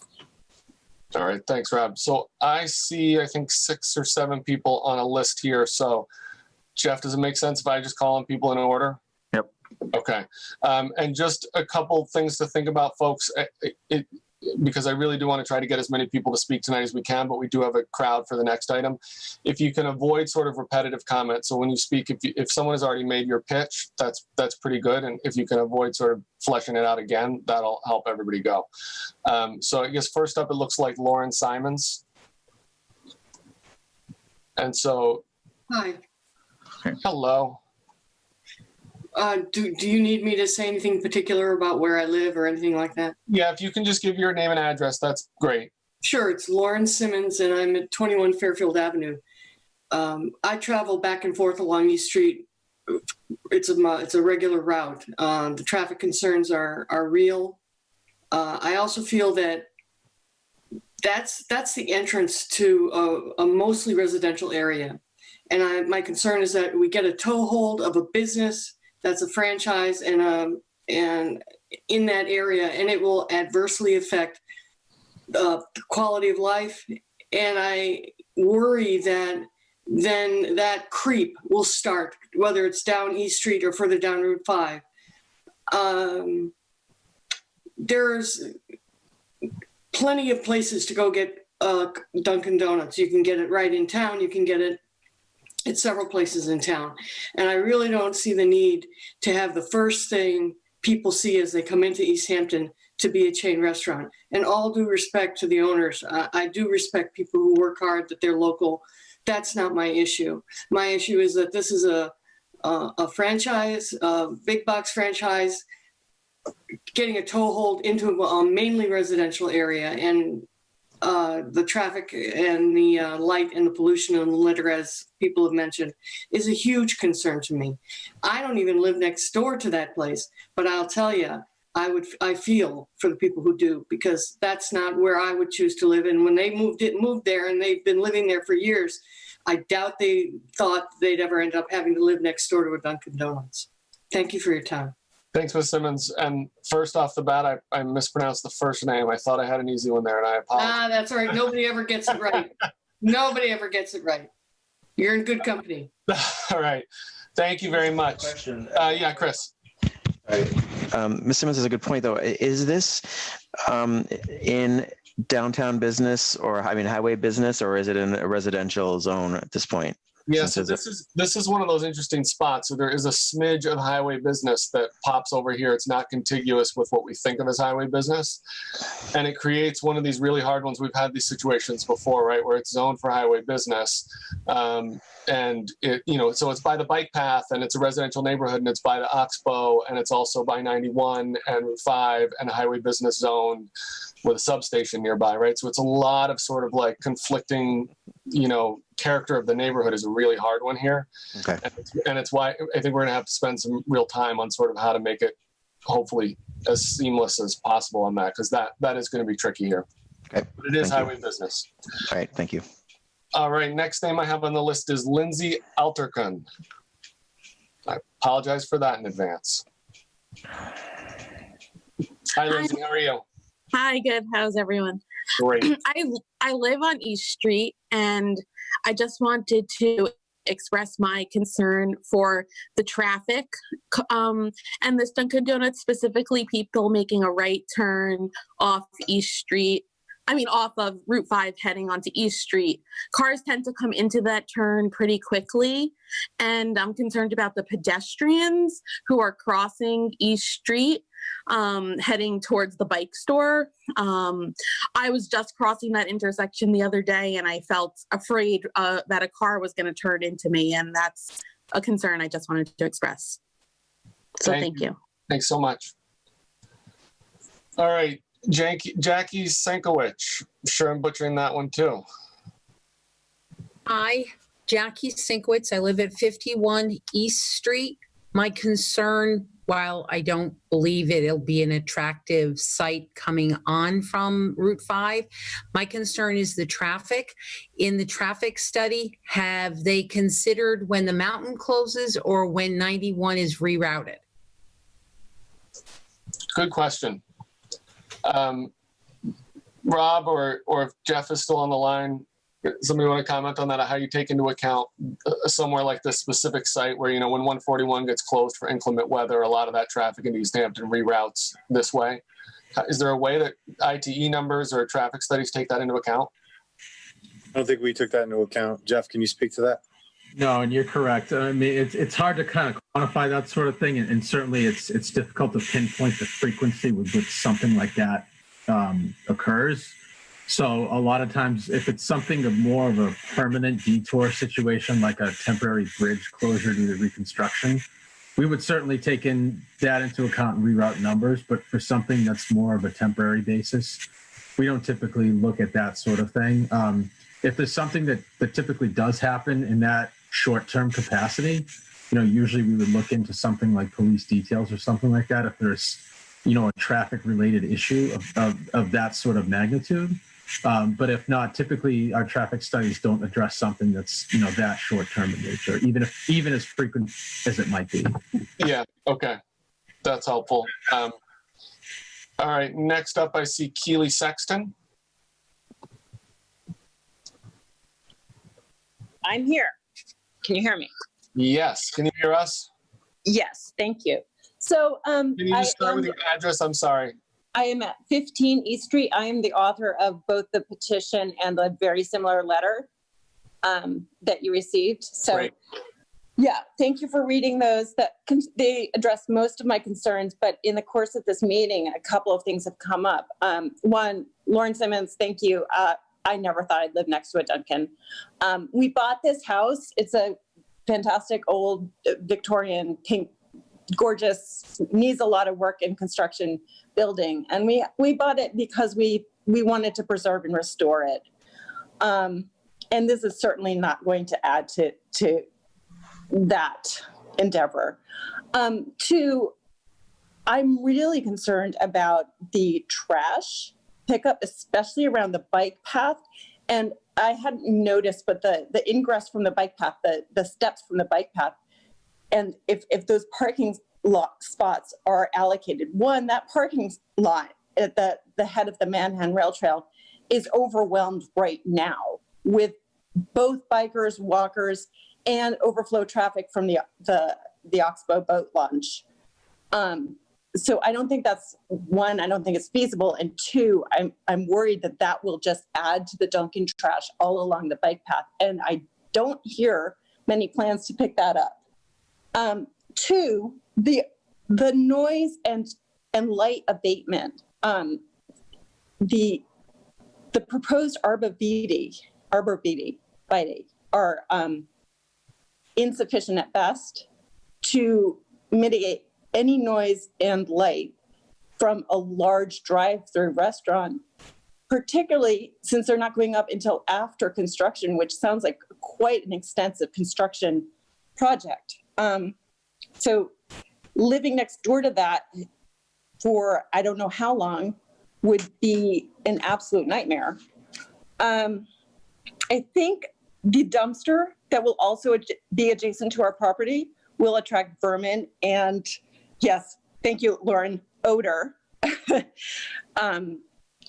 to right next to where our yard, where our child plays and our dog plays and we recreate. So I understand that a lot of these arguments are not in my backyard arguments, but this is literally my backyard and this is literally the place for me to make them. So with that, I'll close. Thank you. That's great. Well, hold on. Don't close up yet. I have a question for you. I'm curious if, and I know you're sort of focused on this not happening at all, but I'm curious if there's a level of screening or if you've given any thought to what could go along that line that would make you feel more comfortable about the light and the noise and the odor or what have you on that. Sure.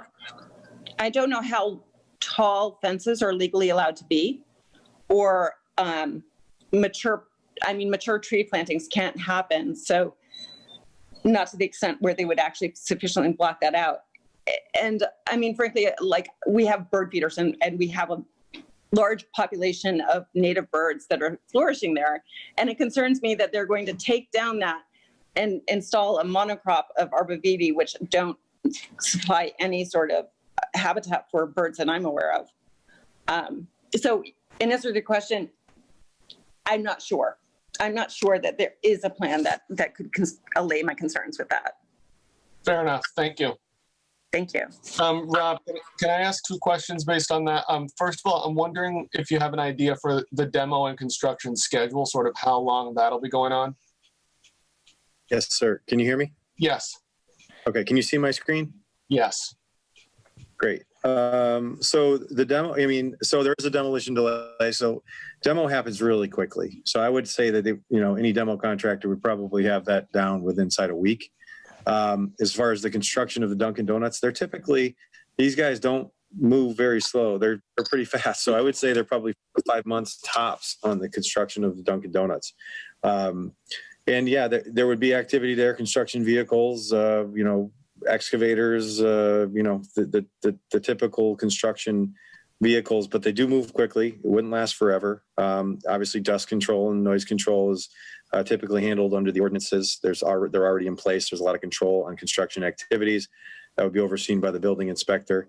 As far as the screening and the existing vegetation, I think this kind of shows it well. I believe this is the young lady's property. The house that was mentioned. As you can see, there's a pretty significant distance from the property line. So the stockade fence that you see here is I would say is approximately the property line.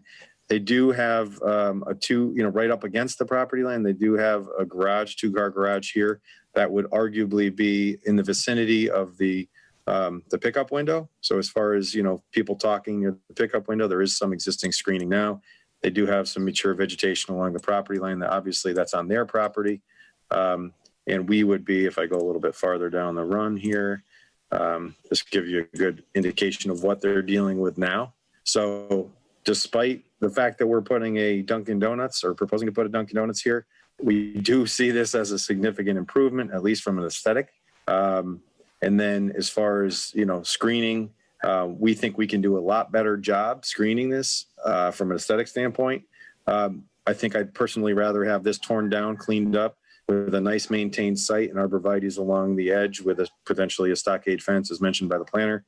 But we think this should go and be cleaned up and be made nice. So we understand the concerns about noise. We certainly through the process will be very specific with what our plans are so that there are conditions that can be placed on any permits that would be issued that really address the questions and concerns to the extent possible, that they can be addressed. We certainly are committed to doing so. So Rob, that's all good. I would ask if you could give some thought and talk to the applicant as well. I think that there were a few issues raised with Ms. Sexton's comments that I'd like to dig into deeper in the future. And I would say, first of all, I think the issue she raised about, sort of suggesting screening for construction. And we've used that with some of our projects more recently. And I think that can be pretty successful if it's temporary screening before you can put in the plantings. And it's certainly during that, 5 to 6 month period where there's construction. I think if you guys can look at some options or proposals for that. And I think also, seeing how aggressive you really think you can be on screening on that side permanently with the arborvitae, either more mature or taller, because I think that is definitely the weak link here, is sort of that noise is all directed on that side closest to this abutter. I think that if we can try to think about that and come with some ideas, that would be helpful. And also if there's anything you can do about the screening for the dumpster that you mentioned. I know that it's enclosed. It's enclosed by a fence. Is that right all the way around? Is it a stockade fence or is it chain link? A vinyl stockade fence is a detail, but there's other options, so we can Okay, so maybe if there's anything you can think about that, just to sort of reduce the attractiveness for animals and the odor that spills over and that sort of stuff, I think could be really helpful for us. Also, the frequency of pickup is something that obviously can help with that. Yes. Good. Thank you. All right. I got Jim and then Brenda. I absolutely agree with everything you just said there. And Ms. Sexton's comment about trash, too, I'd mentioned it earlier. I'm wondering if Mr. Sardinic would be willing, if all this goes forward and if the city were to agree to that extra 8 parking spaces and the raised banking there, to extend the trash pickup to going down just below that area and around it in the bike path, to also look there when they go to their 2 or 3 times a day to pick up trash. Is that something you'd be willing to consider? Sure. Great. All right, Brenda.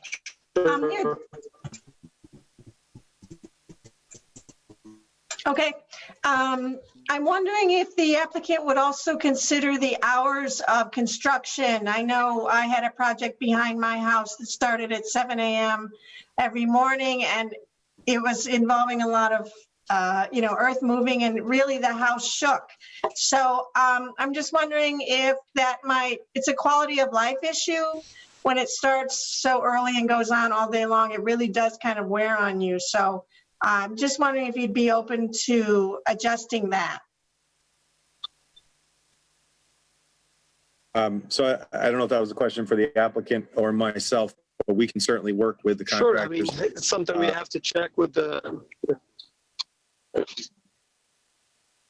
Okay, that's great. Yeah, you guys can figure that out and we can talk about that at the next meeting too. That's helpful. Yes. Let's throw one more idea out there, just because this is the time for throwing this kind of stuff out there, is in your exploration of options, especially for noise on the west side, if there's sound attenuating fence material.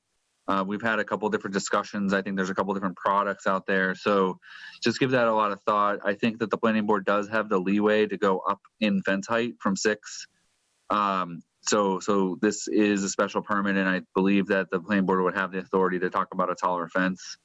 But I think sound attenuating fence material might be worth, giving it some thought as you're looking at that west side.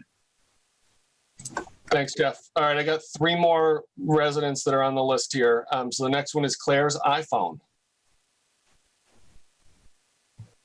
Hi. Hello. So I also live at 15 East Street. I rent from Keeley, who we just heard from.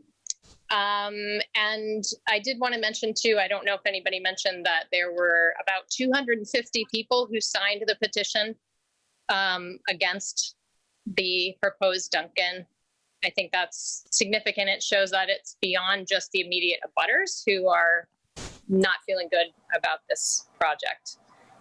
And with all due respect to Mr. Sardinia, who seems like an incredibly lovely guy, I met him at one of the other meetings about this, and I have no doubt that he would do the best possible job with this. So it's not about that at all.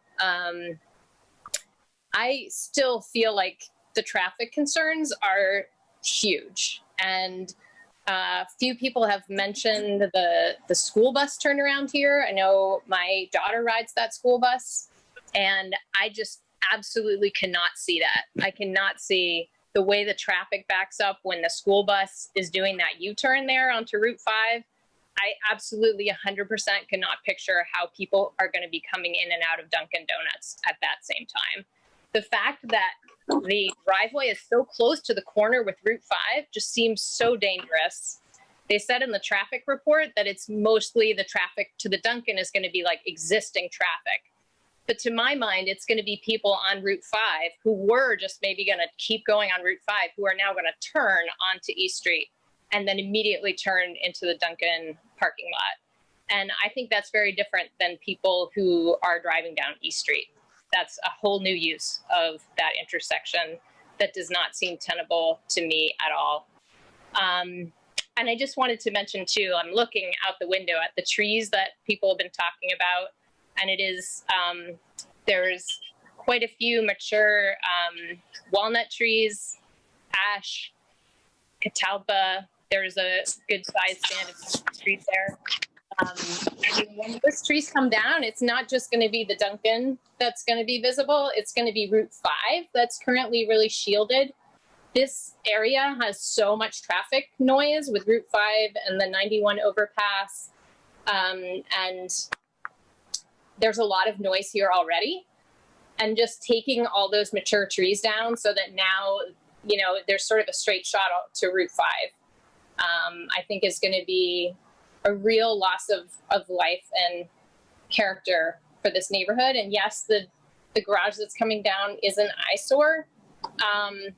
But honestly, Jimmy was a really nice, sweet guy that, I feel some connection with. And in many ways, I would rather have him and his funky garage. So I know there's a lot of emotion in it for me. And I think it's going to be devastating, honestly, for the people who are living right here, even with the really thoughtful, efforts that may go into trying to make it better. You can't change that it's a Dunkin' and that it's going into a residential neighborhood. So anyway, thank you for your time. Thanks so much, Claire. Can you just give us your last name for the record? Stacy. Thank you so much. Thank you. All right, next up, I've got Amy Landau.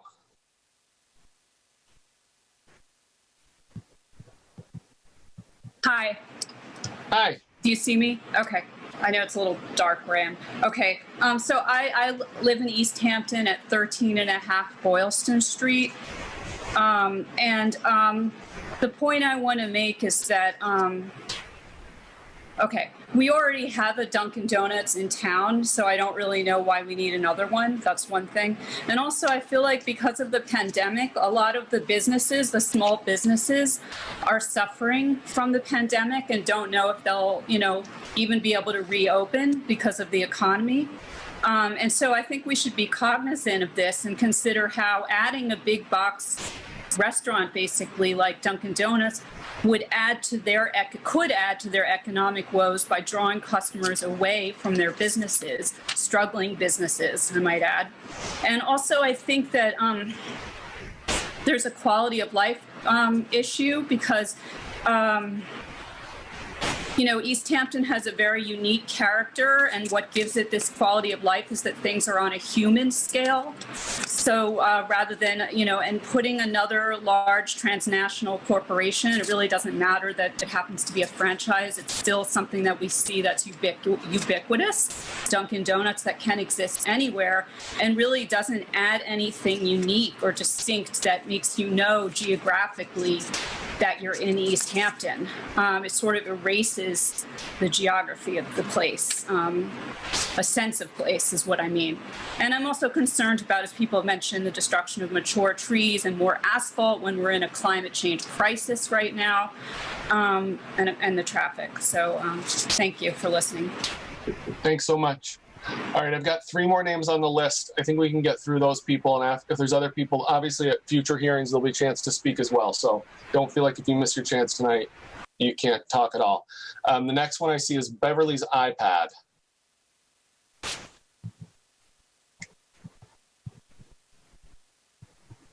Can it? Yeah. Hello. Hello. There are 2 of us here. Mrs. Coolis, whose house is right across the street from the proposed new Dunkin'. And I'm Beverly Wadika, and I have the big house up the hill that is also a bed and breakfast. I'll let Mrs. Coolis speak first. I just ditto everything that everyone has said. My concern is that I'm looking at the plan, and it looks like my driveway is right across from the proposed Dunkin' driveway, which would be almost impossible for me to get in and out of my driveway. Have anyone considered that?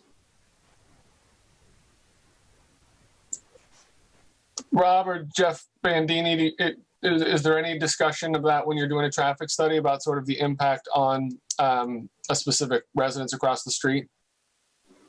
I'm going to take that one, Rob.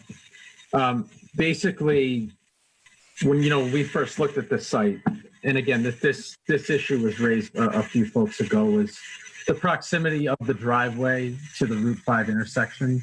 And again, when we looked at this site, we wanted to make sure that we were able to maximize that distance between the proposed driveway and the Route 5 intersection for safety purposes, from a matter of, sight distance, making sure that when you're looking left, that you have the maximum of, distance possible as, folks, as someone mentioned, turn right off of Route 5 from the southbound direction. I know that radius is a little bit large. So we wanted to make sure that, that driveway was located just, far enough away. We certainly understand the concern with, how that aligns on the opposite side of the roadway. That's something that, we completely understand. And, there's issues with, headlight glare and things like that. But, from an optimal access and egress standpoint, we felt that that was the best place possible, for access to our proposed site. All right, thanks, Jeff. And so, I'm sorry, Ms. Koulis, is that your name? Yes. So we are discussing as well having a peer review of the traffic study that the planning board could obtain. So we may be getting more information about the traffic and the impacts on the area from that process as well. Okay. Through the chair, could I just confirm which house that would be, ma'am? Yeah, it's the big green and white house. Thank you very much. 2-car garage. Thank you. I think, Jim, do you have a question for the speaker? Real quick, can we identify the actual addresses of those two homes? Yes, it's number 10 and 12 East Street. Thank you. You're welcome. Thank you for your time. Sure. I would also like to speak. Please. I'm Beverly Wadika, and I live up the hill from the great big house up here, which is also a bed and breakfast. What's the street address for that house? Szymanski Avenue, and Wilder Avenue is also the access to that house. We have a horseshoe that goes from East Street on Wilder, goes around to Szymanski and exits on Route 5. Gotcha. Okay. It's a historic house. I've had a bed and breakfast here since 1988. I also have tenants, and I think the quality of changing the neighborhood from a historic neighborhood, which it is registered as a historic neighborhood in the local historic register, would really impact my business. Again, because it is a big box type of business, and it also is going to change the whole look of that corner. I can't see any need for 8 parking spaces at the back for the rail trail. There is plenty of parking. I counted the number of cars that were parked for the rail trail this past weekend, and there were 15 that were already parked on the rail trail. If you've got 8 more spaces at the back of this property, they're going to be entering and exiting through the Dunkin' Donuts. There's a lot of mature trees at the back of that property. There are maples, and those enhance the beginning of the rail trail. I think a big 10-foot retaining wall would really detract from the end of the rail trail, as well as the shade at the end of the rail trail. I really do not see a need for this. I do not see a need for changing the entrance to the city to a much more Riverdale Road sort of entrance. Thank you. Thank you very much. All right, next up is Omar Gomez. Can you hear me? Yes, can you hear me? Yes. All right. Thank you, Mr. Chairman, and thank you, member of the board. First, I just want to say this to Mr. Chairman about the comment about how many cars could be at the drive-thru in the morning. You said probably it's not going to be more than 20. living next to one of the Dunkin' Donut, yeah, is that possible, especially in the morning? You can see more than 20 cars in line, the drive-through. I just want to say that that thanks for anyone who want to invest in our city, but I'm here to support the neighbors. Definitely, I think their concerns are legit, and the board have to be take every single concern really seriously.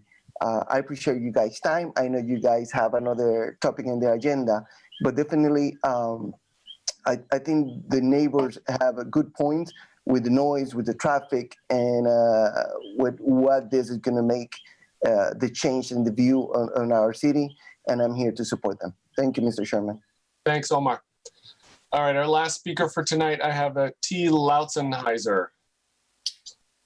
Howdy, everybody. Good evening. My name is Tom Lautzenheiser. I'm a resident at 90 East Street, not far from this site work here. One of the points that I'd like to make, first of all, I really appreciate the board and everybody's work on this, and I respect the presentation that the consultants have put in. One of the assumptions of the traffic study seemed to be that that the speed limits were followed on East Street, and I just can say that that's not at all true. People come whipping off of Route 5, and if they're doing 40, by the time they're at the proposed curb cut area for this project, that's probably average or slow. So I would say that that assumption just is completely untenable as a basis for traffic design. The second point is around the 3-car stacking after the service window getting onto East Street. There's just no way that would be adequate for allowing people to come in and out during a high use time period. That just seems really a non-starter. And what I would say is, from looking at the site design, and this is the first time I've looked at the plan, so thanks, Mr. Levesque, for sharing those. It almost looks like an act of desperation that if there were 10 square feet fewer on the property, this development just wouldn't work. And being that way, it's like they've really maximized every little corner and every radius and so forth. But I just don't think it fits with the character of the neighborhood.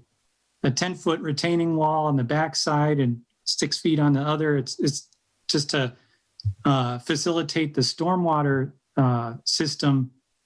That just seems ridiculous to me. About the stormwater design, I heard that it was designed to fit a 100-year storm.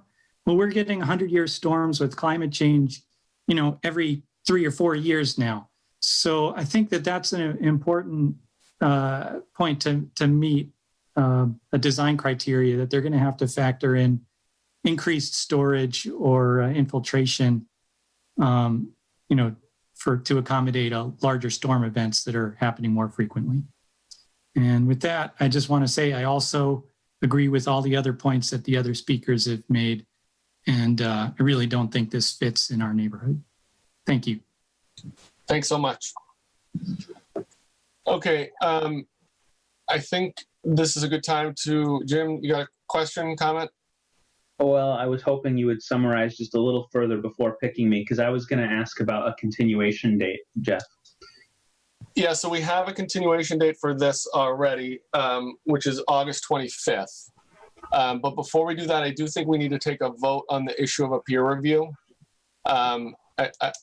I think, Jeff, correct me if I'm wrong, but I think what we want is a vote that we would get bids from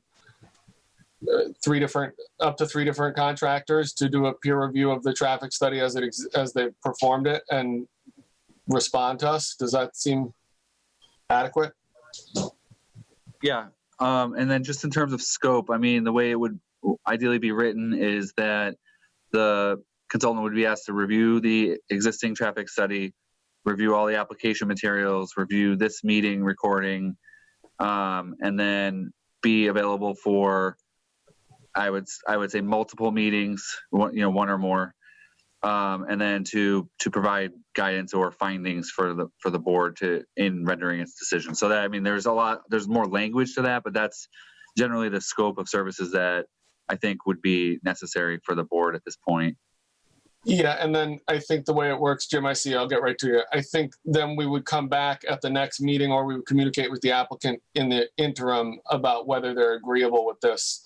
I mean, we can require them to pay for this and do it, but they also always have the option of determining it's not worth it and withdrawing their application. So they have to be on board with it to some extent at that point.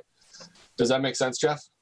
Yeah, I mean, it's an aggressive timeline to meet before August 25th, but my read of the planning board's rules and regs is that once we get the estimate, the planning board would pick, and I guess that's a question that whether you would authorize me to pick the consultant based on 3 cost estimates. But basically, once there's a consultant chosen, there's an estimate dollar amount that it's required to go to the applicant in writing, and that we would hope that we would have an agreeable party with the applicant to fund that, and then once the payment is received, the consultant can be engaged to start the work. So for running a quick timeline, it is possible I could get the scope prepared by Friday and by Monday have it out to 3 firms at a minimum and solicit 3 proposals and get the ball rolling. So, I mean, I think it's feasible.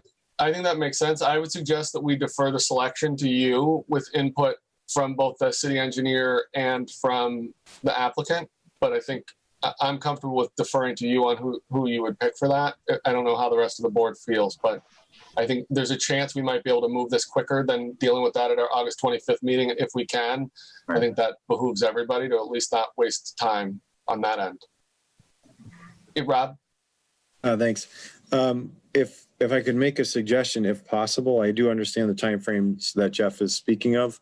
I do believe I'm before the planning board. I think Jeff, you correct me if I'm wrong, I think it's August 4th.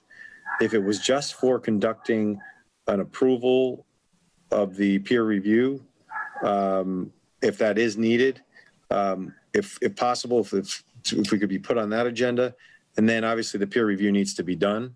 That would give the peer reviewer approximately 20 days, well, a little bit less, not including weekends. And again, it may not be available at the 26th, in which case maybe it makes sense to continue if that's the case. And, but if possible, if we could at least have the procedural votes, if they're needed, sooner than the 26th, I think that would allow everybody to get the peer reviewer on board. We agree to it.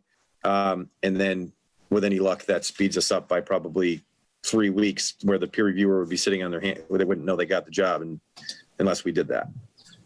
Yeah, Jeff, what about that if we continue to the 4th with the understanding that it would just be the issue of the peer review contract, and then we could continue, just to be clear too, Rob said the 26th 2 times, but it's actually August 25th. So just in case anybody's watching at home, I don't want you to be confused. Sorry, that's my birthday. I'm sorry.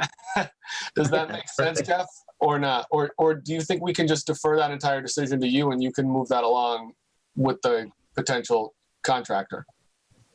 It's a great question. I mean, and I hate to belabor this because I know we have another matter and people are on the call for this, for the Loudville Road project, but if it is just the selection of the consultant, I wonder if I don't know that it needs to happen at a public hearing. It could be just the subject of an agenda item. And in which case I think August 4th would work.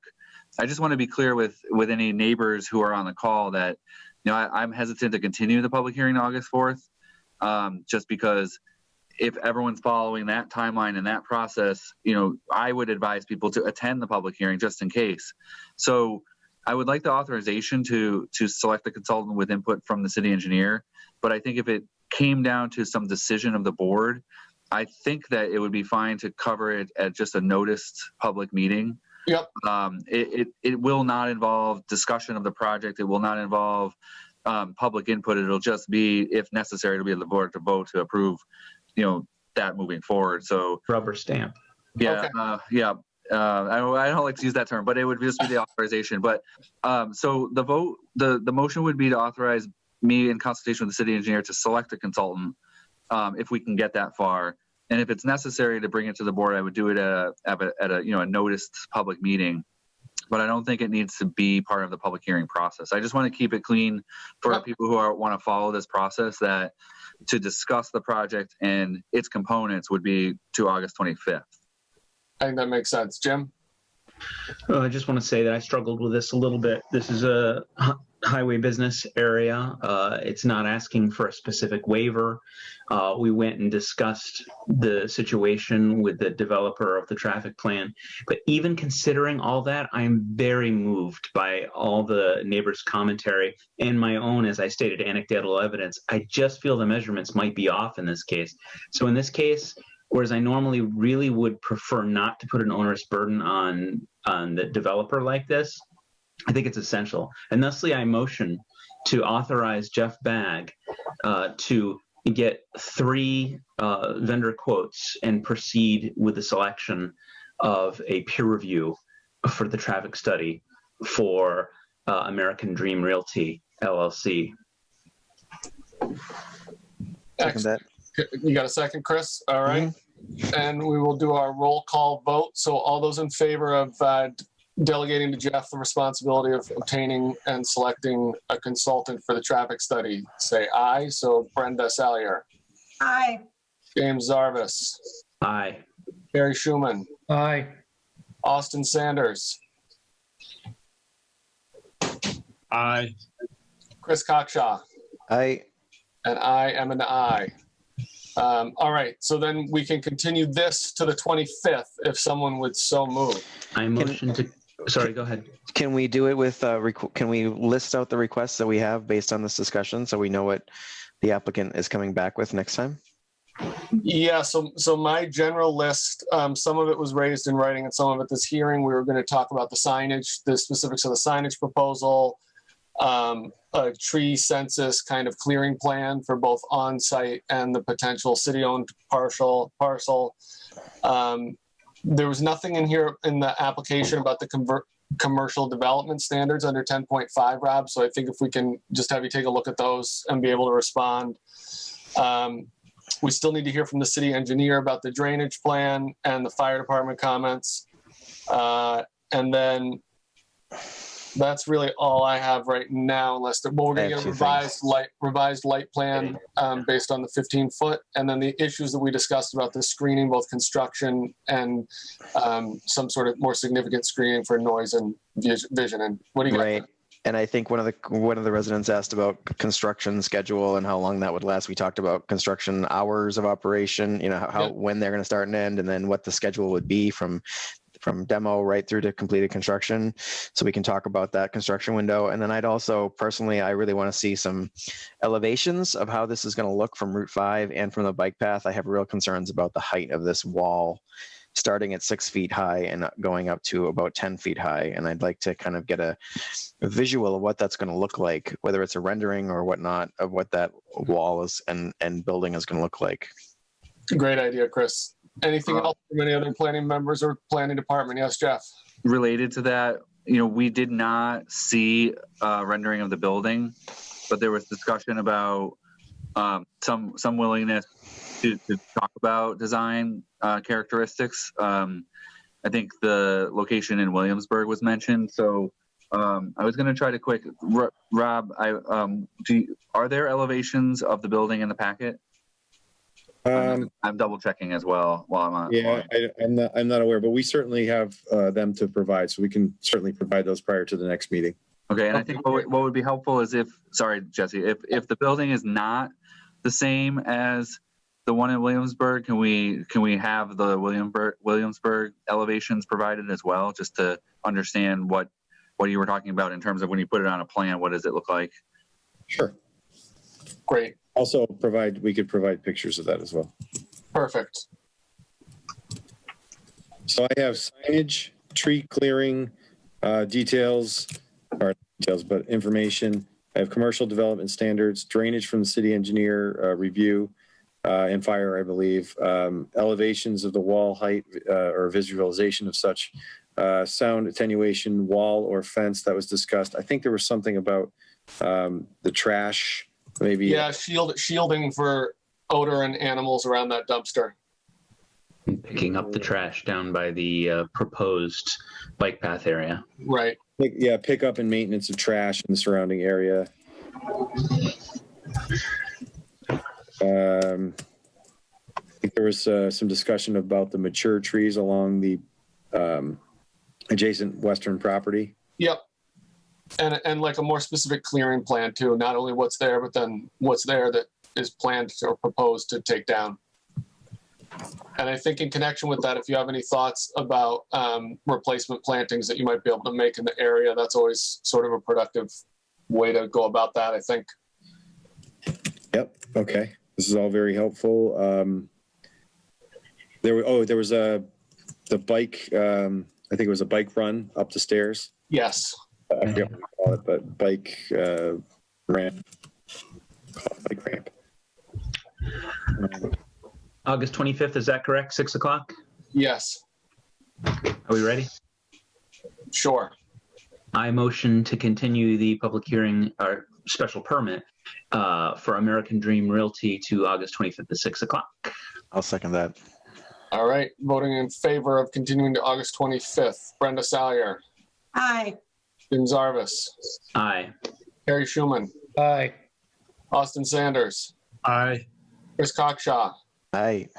And I am an aye as well. So folks that are listening in, August 25th will be the next date when we get into the substance of this, and we'll hopefully hear from the applicant on these issues that you've raised. I'd also remind people, if you want to submit things in writing, you can feel free to send something to Jeff Bag, and we can read those into the record, or you can come back on August 25th and speak there as well. Yep. Sorry, one request for the applicant. I would like to set, with the board's permission, I'd like to set a deadline to get that new material or information. If we could agree to try to have that submitted by August 20th, which is a Thursday, I'm making, as part of transferring to digital media, I am committed in making a concerted effort to post material online. Everything that was discussed tonight that I had in advance is currently up on the planning board's webpage, and I'd like to get the applicant's agreement to aim for August 20th with new information, so that there is time to have it reviewed by others who are interested. Absolutely. Okay. Great. All right, Rob and Jeff Bandini, thanks a lot, guys. Thank you. All right, thank you. Thank you, everyone. All right, so next up on our agenda is Cynthia Stepler seeking a special permit for the construction of an 18-unit multifamily residential development located at 69 and 73 Loudville Road. Is there someone here to speak to that? Is that you again, Rob? Yes, sir. All right, I do want to just thank people that have been sticking around. I know this is hard. This is hard for all of us for these longer nights. And if anyone wasn't here at the beginning, we talked about sort of the process that we're going through here. So typically the applicant or the representative will make a presentation. Planning board members have a chance to ask questions and have a conversation about that. And then we'll open it up to the public. What we're asking people to do who want to speak, if they can just comment in the chat that you would like to speak so we can get a list going. If you're calling in from a phone, you can do *9, and that will raise your hand, which shows up on our computer screens as well. So I don't know that everyone's going to get to speak at this meeting, but we will make sure that if this will definitely be continued, and there will be another opportunity for people to speak, just in case we don't get to it tonight. I would ask that you not use the chat to ask questions or make comments, just to put yourself in line to speak.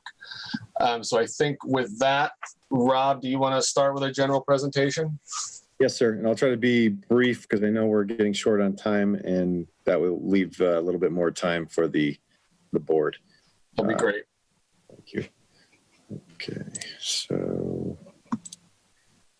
with any luck, you will be seeing my screen right now. You see that okay? Looks good. Okay, great. Okay, so we are here this evening for Wildflower Condominiums, which is a proposed project at 69 and 73 Loudville Road in your lovely city of Easthampton. The site, if you can kind of see here, it's probably going to be a little bit hard to read, but this is my locus. You'll see that we are a little bit, call it northwest of the intersection of Glendale and Pomeroy Meadow Road. And this hatched area is our subject property. We have Hannum Brook at the kind of the northeast side of the property, and Hannum Brook Drive is not too far across the wetland resource area. So with that, okay, this is the site that you just looked at. This is the existing conditions plan. So there's Mrs. Stepler's house, I should say, right at this location on Loudville Road. We have frontage on Loudville, and then it kind of tees back, and she has a significant amount of property within which we plan on doing this condo community. So we have delineated the wetlands on the subject property, which they're fairly extensive along Hannum Brook. Bordering vegetated wetlands along that were mapped and determined through a filing with the Conservation Commission. Buffer zones associated therewith are shown on our plan, both 50 and 100-foot buffer zones. These little flags are the wetlands themselves. Generally, those are all at the toe of the slope at the back of the property or the north side of the property. We do have some wetland fingers that come up a little bit farther into the site. And then there are some isolated wetlands. Isolated wetlands are generally regulated differently than the bordering vegetated wetlands, and specifically not regulated by DEP, but oftentimes regulated in other ways, Army Corps of Engineers, or when there's an ordinance, wetlands ordinance associated therewith. But we have essentially avoided all of those in our proposal. As you look at the plan, you'll see our existing elevation contours, top of the slope kind of being at the back here, right about where I just ran my cursor. And the rest is either existing vegetation or, manicured lawn, call it field/lawn, mowed fairly regularly. And then you'll see that we have conducted a number of test pits, these little squares with the triangles in them. Those are our test pits throughout the site. So there's sewer and water available in Loudville, and we plan on tying into both of those. There's also gas available in the area, I believe. And if there's no questions on the existing conditions, I'll switch to the layout sheet. Thank you. Okay, demo. So go to demo first, sorry. So there is some, this is our limit of work as proposed under the proposed project. The hatched areas are areas of vegetation to be removed.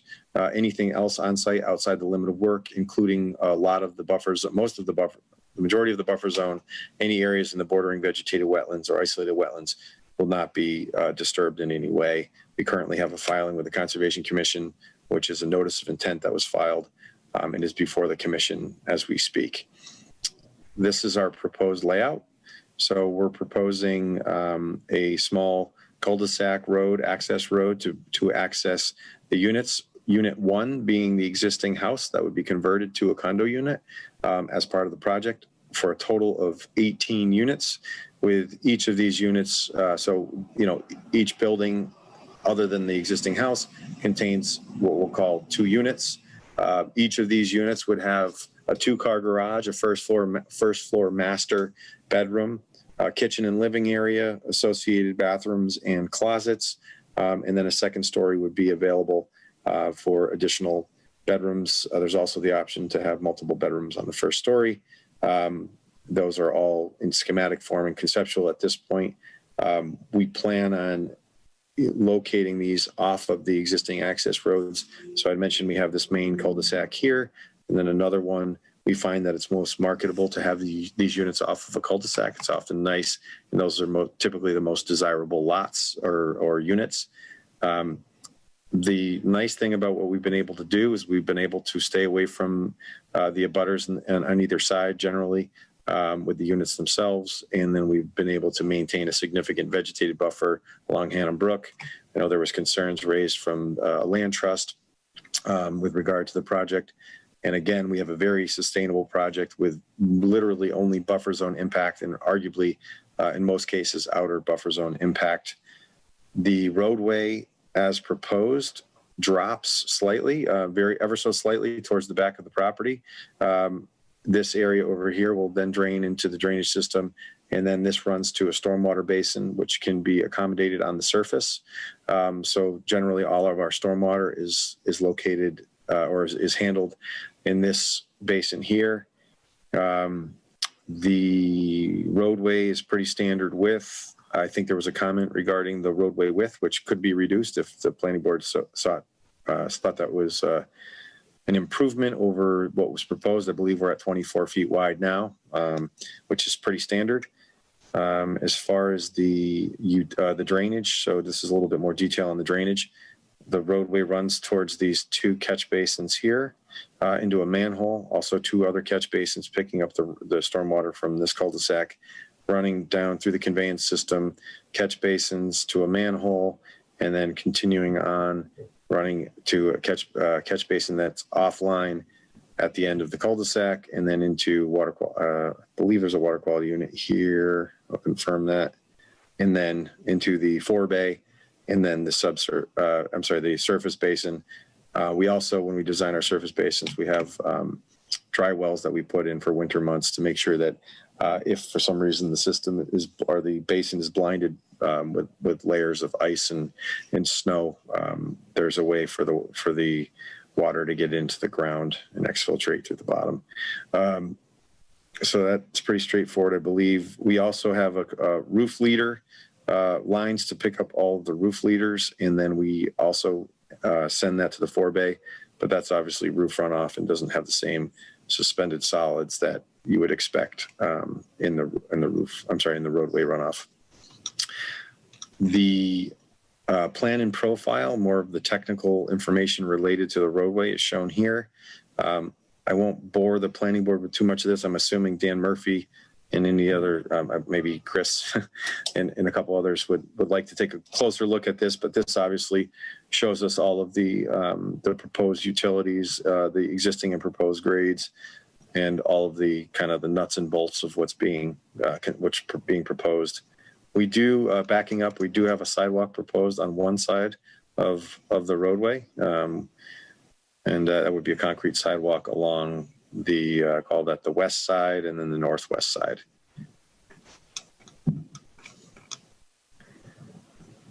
We have a proposed landscape plan where we're showing street trees along the roadway. We're showing some screening along particular properties that either have existing residences or would be potentially impacted by the proposed clearing. So specifically over here on the southwest corner. And then we maintain a lot of the existing vegetation out adjacent to the other properties. Obviously, the tree line will remain. The hatched area that you see, you can argue that would be what we'll call lawn, landscaped, manicured area as part of the community.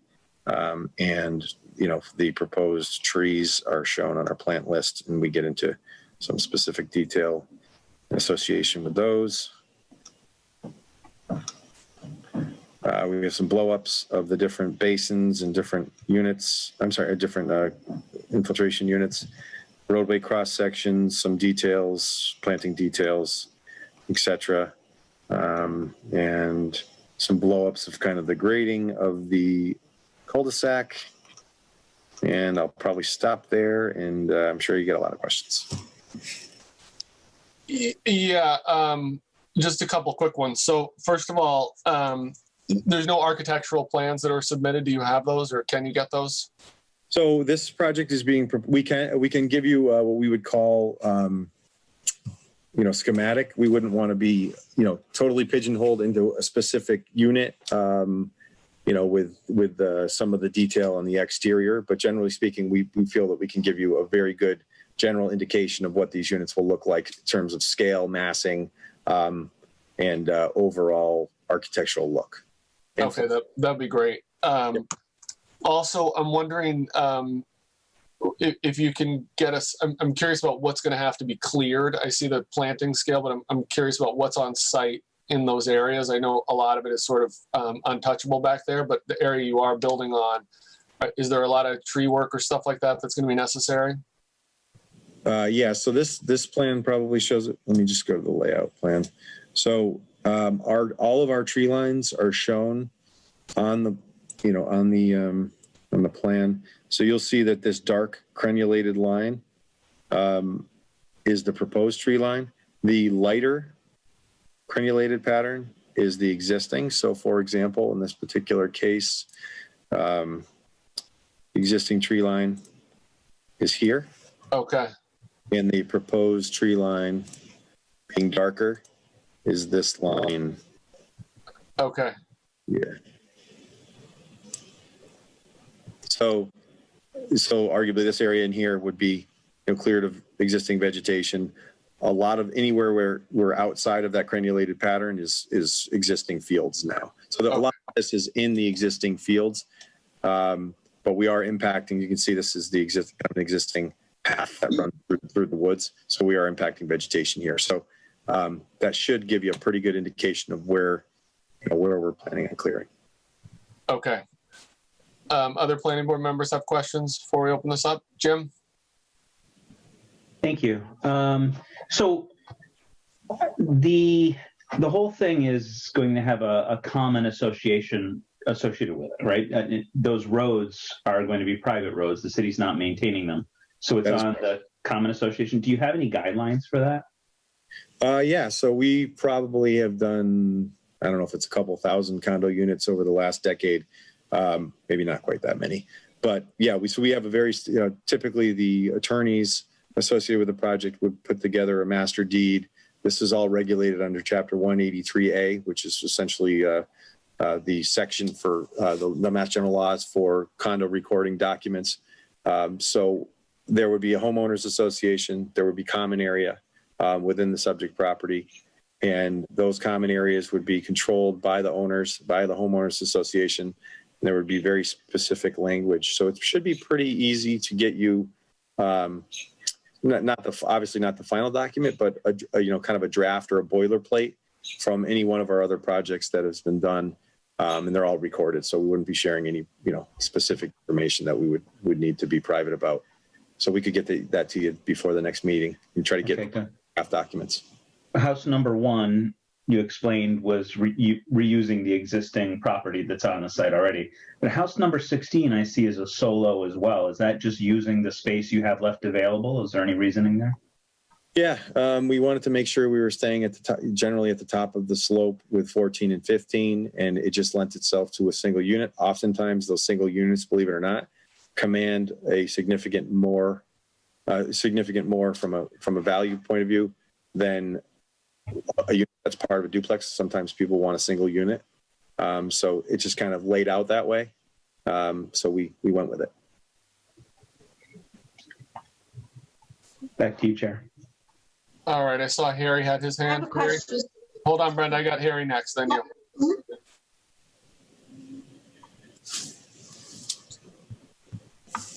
It's okay, forget it. All right, Harry, you're up. Well, is this project very similar to the one off of Main Street in Easthampton? I would argue, I believe if it's the one you're talking, is that the one with the there's like a stone wall or brick wall in front? Yeah. I think the units are similar in size and in function. Yeah, I think that's fair to say. Okay. Brenda? Yeah, I was just wondering about, why go with duplexes instead of single families? Is it just, more bang for the buck, or what's the thinking there? Oh yeah, great question. Yes, so they're more efficient from a building standpoint. There's also specific separation requirements between the buildings. So if you go with singles, you get fewer units. A project of this nature, there's a certain threshold where there's a certain profit margin based on certain number of units. This is actually pretty much on the smaller side. This is a nice project that you could expect would probably be built out within a few years, based on the absorption rates in the area. So I guess the short answer is it's an efficient use of space, and it's an efficient use of construction efforts. And in doing so, you still provide, although there is a common wall, they're still very marketable. So again, the single unit is probably the most marketable, but they cost more. But this can provide a unit that's has pretty much all the accoutrements and really only one common wall.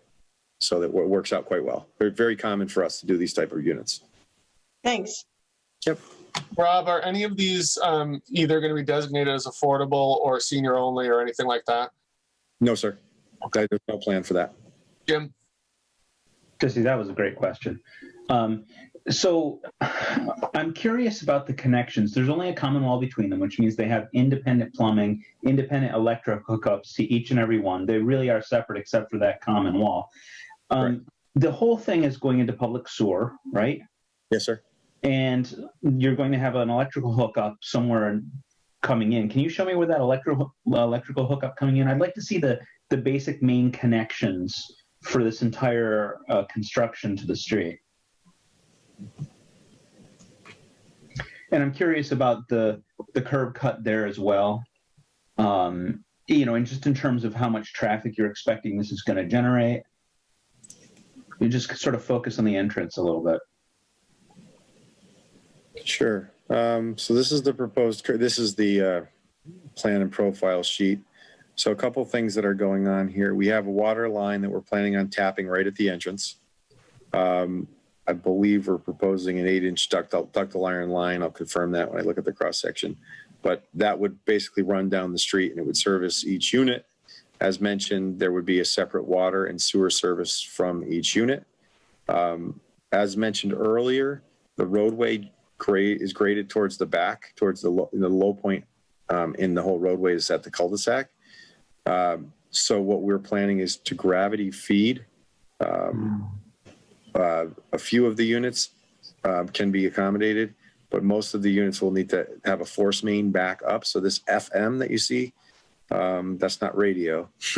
That's a force main that we would be proposing that would force the on-site, force all of the sewer back up to a manhole that would then gravity feed into the existing sanitary line in Loudville. So there's the sewer, the water here and the sewer. And then as far as the electrical, typically what we would do is we would provide our plan to the electric company and they would then put a routing plan to show where they want their transformers and whatnot. So we generally lay everything out and then they take the information that we provide and they would, there would be transformer locations and this would all be subsurface electrical. So no new utility poles. And everything from that Loudville Road back, you're putting in sewer, everything. That's all on you guys. That is correct. It's a completely private project and private maintenance project. We are showing just if I could show you here, we do have an underground electric and communication lines. The conduit would run along the side of the road, and then we would be routed from there based on the utility company. What about lighting on that road? I don't know where I actually was looking at that when I was going through the plans. I know we have a photometric plan, but I'm not sure that I saw it. So I'll have to make sure I get that to you if I don't have it. Let me see if I have lighting on this plan. Yeah, I don't see it. So I'll have to make sure I have that sheet for you. Yeah, with the wetlands so close by, I think that's imperative. I'd like to take a moment at this point to say, Rob, that you're doing a great job. Well, thank you. So yeah, as far as the wetlands go, yeah, so certainly buffer zone projects, we need to make sure that we're not impacting the wetlands. Oftentimes, lighting is not a major concern. Sometimes it's really more so, are we still providing enough shade? So we'll be working, obviously you guys have a very technical and accomplished Conservation Commission. So we're working through a couple questions with the chair, but generally speaking, a buffer zone project is fairly straightforward as long as we're showing that we're not impacting the actual wetland resource area. So we would be certainly make sure that all of our lighting is dark sky compliant. We typically like to do more of a period light. So more of like not a historic looking, but still downlit, but more residential in nature versus, the typical gooseneck shoebox lights that you'll see on a commercial site. So we wouldn't be proposing those. I'll make sure that we have that detail for the next meeting. I apologize. I know it's floating somewhere. It may be in the application rather than on the plan, but I'll confirm that. I assume every house will have some lighting, obviously, but those cul-de-sacs, we'll have some poles of some kind in there, right? Yeah, we would typically make sure that we have enough lighting so that if, someone's crossing the street or out walking, that they're protected and that's not a hazard. But we also don't want to overlight it. We want to make sure that it is, as I'd mentioned, and as you mentioned, residential in nature. Any lighting on the structures would certainly be that, residential in nature, and, sconces or small, mounted lights near the entries and maybe right near the garage. Thanks, Rob. Brenda? Yes, I'm looking at section 8.3 of the zoning document, and in particular, I was looking at 8.33 siting and layout requirements, and then design requirements. It specifies that the buildings can't be any closer than 10 feet, and they must be visually separated by trees and plantings. And also the design requirements ask that the buildings vary in detail form to provide visual interest and avoid monotony. So I think it would be really good if we, got a better sense of the architecture, things like that. So I'm just checking to see that, are you in compliance with 8.331, no buildings closer than 10 feet, and you've got, plantings between them? Yes, so the great question, and I apologize. I certainly plan prior to the next meeting, based on the comment from your planner, to go through each item for you in 8.3, the design standards, and show you how we meet them, or if there's any questions or concerns. Certainly, I'm trying to get to the layout plan. Sorry, one more. So we have more than 10-foot separation. We actually like to separate. When you have a 10-foot separation, in our opinion, it's not enough. You don't want these things to look like they're all sandwiched together. I'll confirm the dimension, but you can see that this dimension here on the driveway is 20 feet. So I think I'm pretty sure we're 20 to 25 feet with all of our buildings. Obviously, some of them are much more. This one location where the existing house is a little bit closer. It's probably close to 15 feet or so. But generally, everything we've separated met the requirements. I'm back to the landscape plan, if I can figure out how to move faster here. Right there. You'll see that we have screened between the units.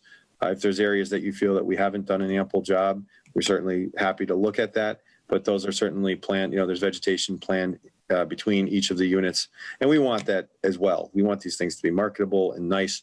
As far as the architectural character and the difference in the units themselves, or some variability, I agree totally. I can design a great site layout, and if they all look the same and they have the same ugly siding and they don't look good, it doesn't look good for us. So we are happy to go through those details with you.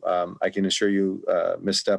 Stepler wants this to be a project she can be proud of, and we'll certainly work with you on some of those details. Thanks, Rob. Any other questions from Planning Board before we move to the public? I have a couple. I'm sensitive to the members of the public who are here, so I'll be quick. But just to go through a quick list. So the homeowners association, that would be helpful information to provide. I think the request would just be that it's not too generic, that you do give some consideration to the site and the things that you might put under here, under this association. So snow removal, landscaping, just make sure that it's gonna. We don't want it to be too boilerplate. We understand it may not be final, but just to give it some thought. I guess I have a curiosity question and a real question. So the real question I'll start with is just something you said. I flagged a question for me in terms of the duration of construction or phasing, or how I think the planning board should get at the next meeting a clear understanding of how this project will unfold. I think we collectively don't want a project that becomes unwieldy or elongates too long without a way to understand or even have some control over that. So can you just give a quick explanation of that? And I think it's worth having something come back to the next meeting, but what was your understanding of the phasing of this project? Yep, and I did get your comment earlier, so I appreciate that. And we were certainly thinking of that before the meeting. So great question. So I would expect that a project of this size would be done typically in one construction phase for the road itself. So it's not a lot of road. I would expect that they would do it all at once. There is the possibility that if they decide to, based on market conditions, they could probably not do the complete paving of that little cul-de-sac off to the left. But that said, I would expect it to be done in one construction season.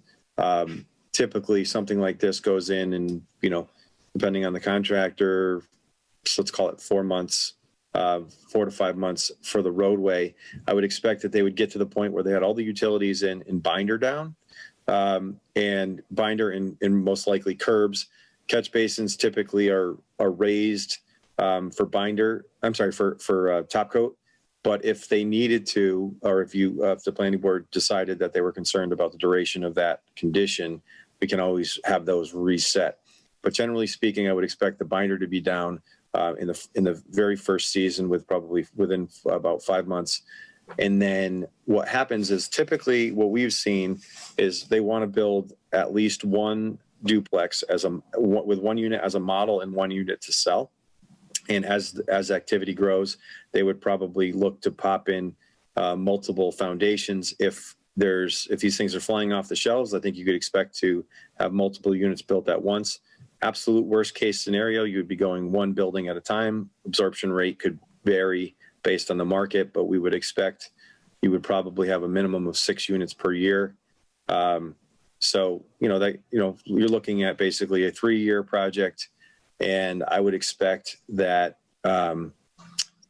obviously there's very specific conditions with the stormwater pollution prevention plans and all of the other erosion control requirements. So as far as exposed site and exposed activity, we're not allowed to do that, nor is the contractor.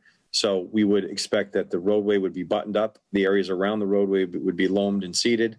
The future home sites, if they're not spoken for, would be loamed and seeded immediately with vegetation growing. And we would expect that the units would be constructed at least 2 to 4 at a time. I wouldn't expect more than 4 units being constructed at one time, unless for some reason things are really, really flying off the shelves.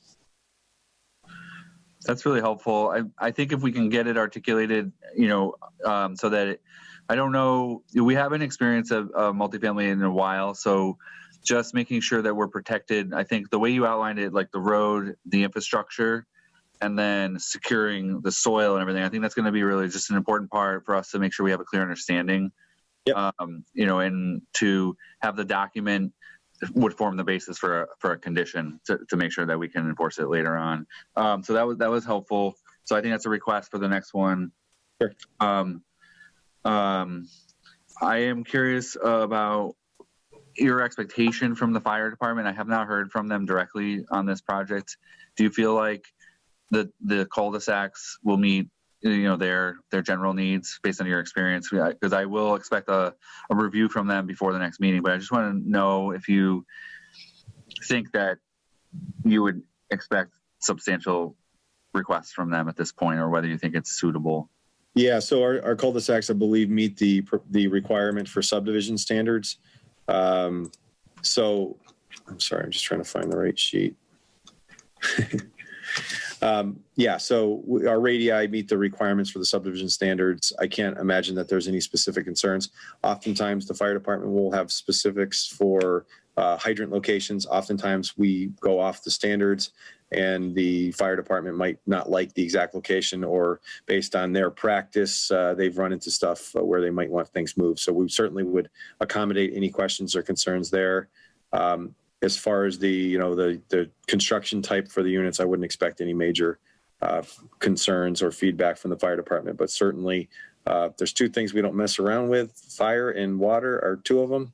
And so we would certainly accommodate whatever requests the fire department has. Okay, that's helpful. And then on that sheet that you have there, can you get to the entrance? This is just something that members Arvis mentioned. So, I think if you can zoom in a little bit at the entrance, what I wanted to ask about was just confirming the amount of change you would expect. Maybe pan out just a tiny bit, but that's actually really helpful. What I put together was just a very brief summary review for the board members. And what I want to call out was on your plan, the two utility markings there on the street is a fire hydrant and then a utility pole. And then it's that vegetated area that you kind of called out before. Yeah. So those are in the right of way. And then, to the left of that will be the driveway. So if you bear with me for 1 second, can I have you stop sharing your screen? I just want to share an image just to make sure we're all on the same page. And then I'll yield the floor. But I'm going to share my screen, which is just intended to make sure that we can all look at, the area along Loudville. So again, on the applicant's plan, the fire hydrant was noted. There is a utility pole somewhere in the vicinity, but Rob, your understanding is that this patch of woods is not really subject to clearing per the plan, and that the driveway is going to come in.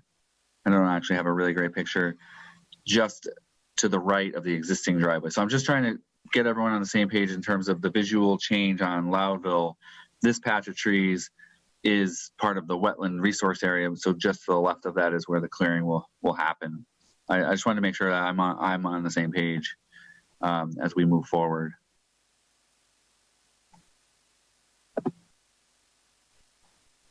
Sorry, I was muted. Yes, I believe so. Okay, thank you. So that's all I have for questions at this point. All right, thank you. Any other planning board members before I open it up to the two people I see in the queue? All right, so the first one I have is Chris Cleland.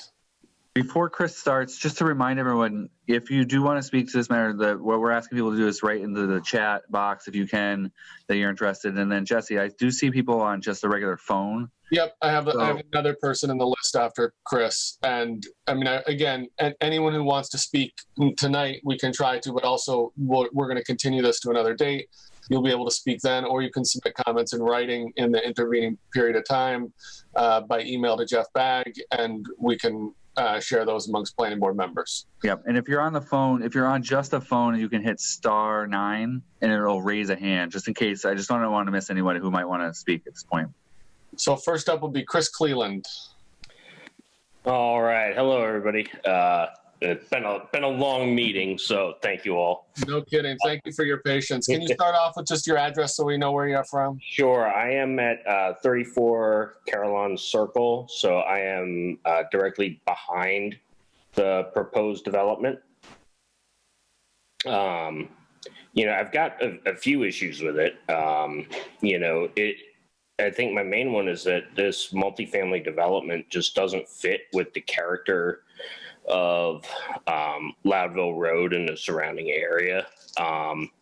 This is an area of single family homes, often with acreage surrounded by a lot of woods. There's a reason this is zoned rural. It's not the mill district in the center of town. We don't have any high density housing around here, which is what this is. This morning, we bought our house. I can look out my back window. There's 20 turkeys. We've got bears ambling through the woods, plenty of wildlife that uses the brook. And I think that if you allow this project to go through, there's plenty of parcels on Loudville Road. There's parcel 140-20 at 97 Loudville Road that has 8.5 acres with an additional 1.63 acres adjoining it. There's parcel 139-15 at 55 Loudville Road with additional 8.5 acres. So I think you're sort of predisposing this area towards that high density development right behind the road and abutting the brook. This, on a personal level, we're going to experience increased noise. We'll see the light from all the houses through the field. I listened to the conservation meeting and there wasn't a great answer on how the tree removal would affect the silt fence, and they mentioned that they were going to inspect it as they were building it after each rain event and modify the erosion control procedures. But I mean, let's be real, that's fairly untenable. And we have, their drainage basin is built for a 100-year storm. As was mentioned in the previous discussion about the Dunkin' Donuts development. We get those 100-year storms fairly frequently now. And then, with this sort of being a wholly controlled by the condo development, the stormwater control will be part of the condo association. As residents who have a vested interest in the creek, because it really just goes through my property, that I'd rather have it with the city. Having to fight a condo association versus just being able to deal with the city seems like an unnecessary step. And I also, when listening to the Conservation Committee meeting, it was brought up that due to the soil profile of having the sandy soil over less permeable soil, you can sort of get these rapidly forming gullies. I forget what they call them. They're like dingles or something. But my property is proof positive of this. We have sort of what was built as like a drainage, almost like a little creek that drains from a swamp over in the center of Carillon Circle. And I mean, at this point, 30 years on, there are parts that are 10 feet deep and 10 feet wide. And this is a very gentle slope, quite unlike the slope on the proposed side of the stream. I'd also worry that there's, you guys have a very, I think, well thought out plan of where you put the tree line, and I think you were very thoughtful at putting that together. But there's nothing in place now, as far as I'm aware, or what would be in place to prevent the expansion of pushing back that tree line further down the slope once this is done. I just really don't know.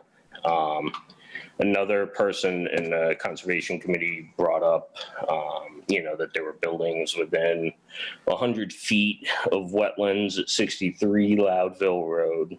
So thank you for listening to me. That about sums it up. Thank you all very much. Thank you, Mr. Cleland. Rob, would you like to respond to some of that?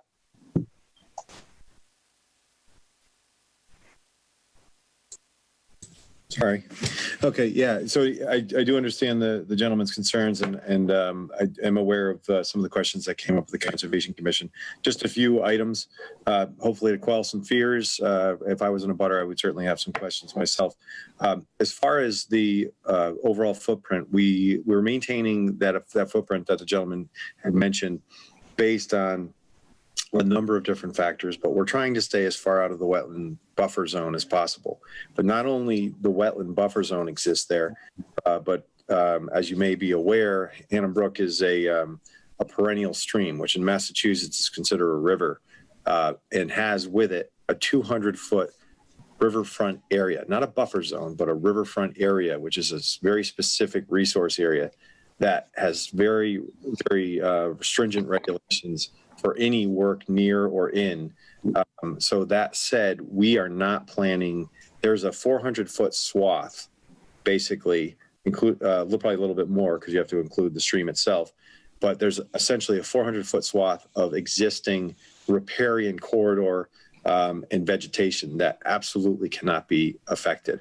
In addition to that, we do have areas where the buffer zone extends beyond that riverfront area, and we're also staying in the outer buffer zone. So as far as vegetation, as far as visibility from the rear of the property, I'd be happy to kind of try to illustrate that a little better if it's helpful. But I don't anticipate there's going to be a major visual intrusion on anybody on the backside of Hannah Brook. As far as erosion controls and whether or not that's a futile effort, we're not allowed to, under the not only the wetlands regulations, but also the stormwater pollution prevention plan requirements. We're not allowed to expose large areas and just let them erode. These areas, as mentioned, have some sandy soils, and then the soil changes. Getting attacked by a June bug, sorry. These areas, have, I'm sorry, I'm literally being attacked by a June bug on my porch. So these are areas that obviously could erode, like any area essentially. And we're being very careful with our with our stormwater basin to avoid any having an overflow anywhere near any of these slopes. So if in the event that you did have a 100-year storm, which have been mentioned a couple times in both meetings, just so everybody knows, a 100-year storm in this area, I believe, is 6.5 inches of rainfall in a 24-hour period. So I know that everybody's got this anecdotal evidence, and they see a big storm event and they think it's a 100-year storm. There are 100-year storms. I know I was on the Cape a couple of years ago, and we had one at 7 inches of rain in Plymouth. So it does happen, but it's something that is designed for, and our systems are designed to fail safely. We're not saying there will never be a 100-year storm, but the standards are that you design for the 100-year storm. There are ongoing efforts and discussions in the engineering communities regarding the storm events and the frequency of major storm events. So it's obviously something that we're aware of, but right now, the standards that came out from DEP in 2008 are very specific, and they require that you meet certain storm events. And we've certainly done that. And we have the information. We have a very lengthy stormwater report that we've provided. So I think when the city engineer reviews that, he'll see that it's a very conservative approach. And I would expect that most of your concerns that were raised, while they're, we understand them and they're legitimate concerns, I think we've addressed them in the design. And I think also the resource areas that exist at the back of the property will provide further buffering. And I think you'll be pleased to find out how we're not as close as you think we are to those back properties. Thanks, Rob. Okay, next up, the only other person I have in my queue right now is calling in from a phone. It looks like the number is 559-9125.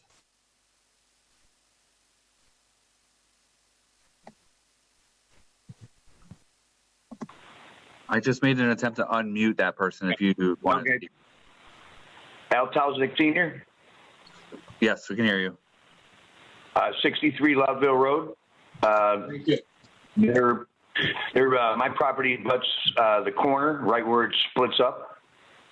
And the guy who just talked a couple minutes ago about the wildlife and everything, he's on Hannonbrook. This is right in my backyard.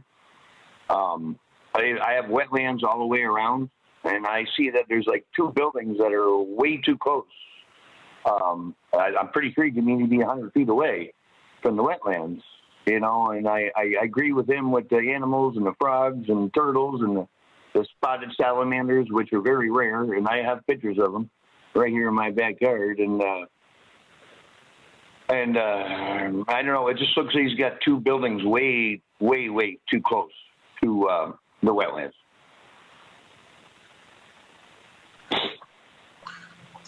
Sir, would you mind repeating your name? We were patching in right when you said your name. Oh, sorry. Alan Talzig Sr., 63 Loudville Road. Thank you. I'm right in the corner, right where the 2 roads split up. There's the corner of my property. And I have wetlands all the way around. Yeah, so this project is in front of the Conservation Commission, and they will be working on that as we go to sort of delineate those wetlands and take the measurements. And so, I mean, if they're within the buffer, we will find out about it. Okay, and just one more question. When you pull in the driveway or the first house, can you put the map back up, please? Yep, 1 second. Rob, Thank you. You're going to put the map back up, Rob? Yep, there you go. Can you see that, folks? It's a little small. It's hard to see the bottom. It's okay. Okay. So when you come around the right, I mean, the first building on the right, That's way too close to wetlands. And then as you go, stay to the right, the first one on the right, that is right in my back door. That I'll tell you, that's not 100 feet away from the wetlands. That's my corner of the property coming up. Right where it jogs and then kicks up and then jogs again. That's mine. Go up a little higher.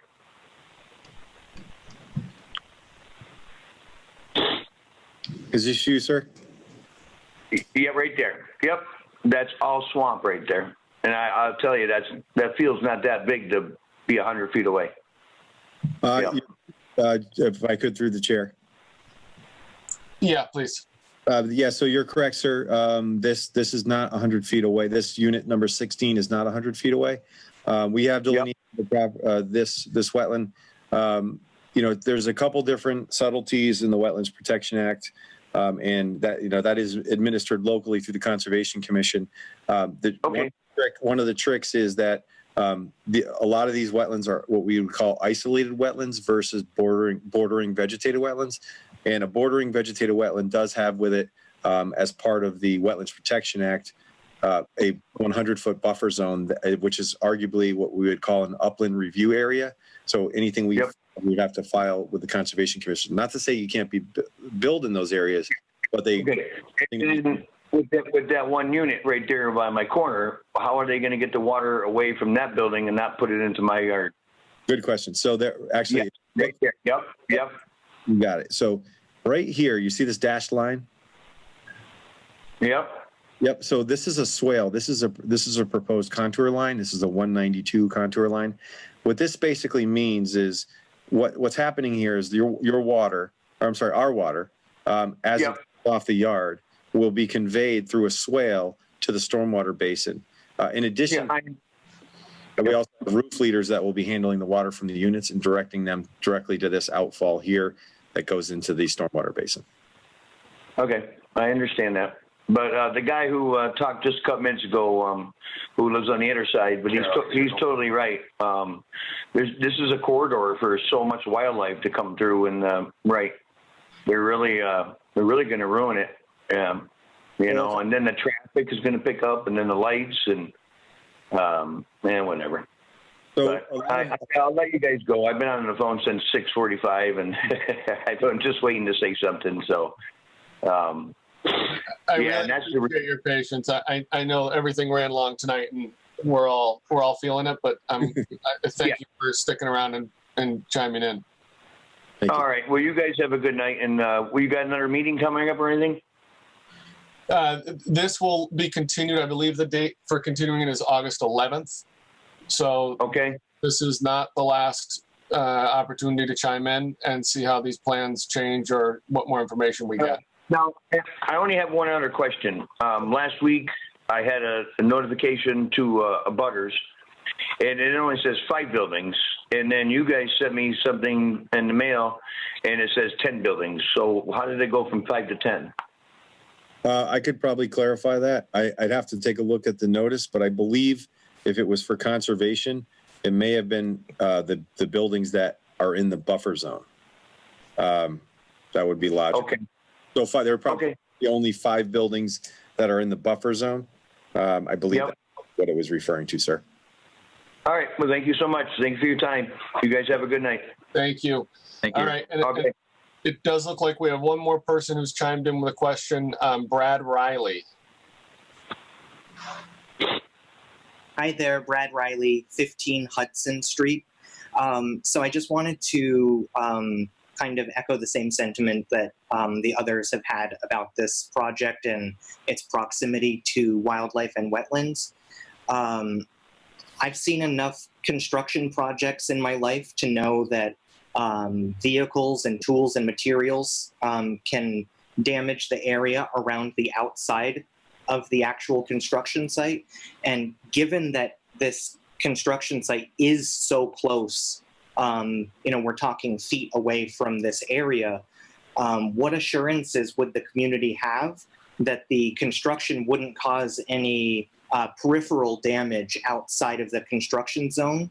And the second part of that question would be, would the Steplers and the construction company be willing to have someone from the Pascomic Conservation Trust be on-site supervisors to make sure that no damage happens to that land? Because once the damage happens, it's done. So, is there any kind of assurance that the Conservation Trust can be on-site to supervise construction?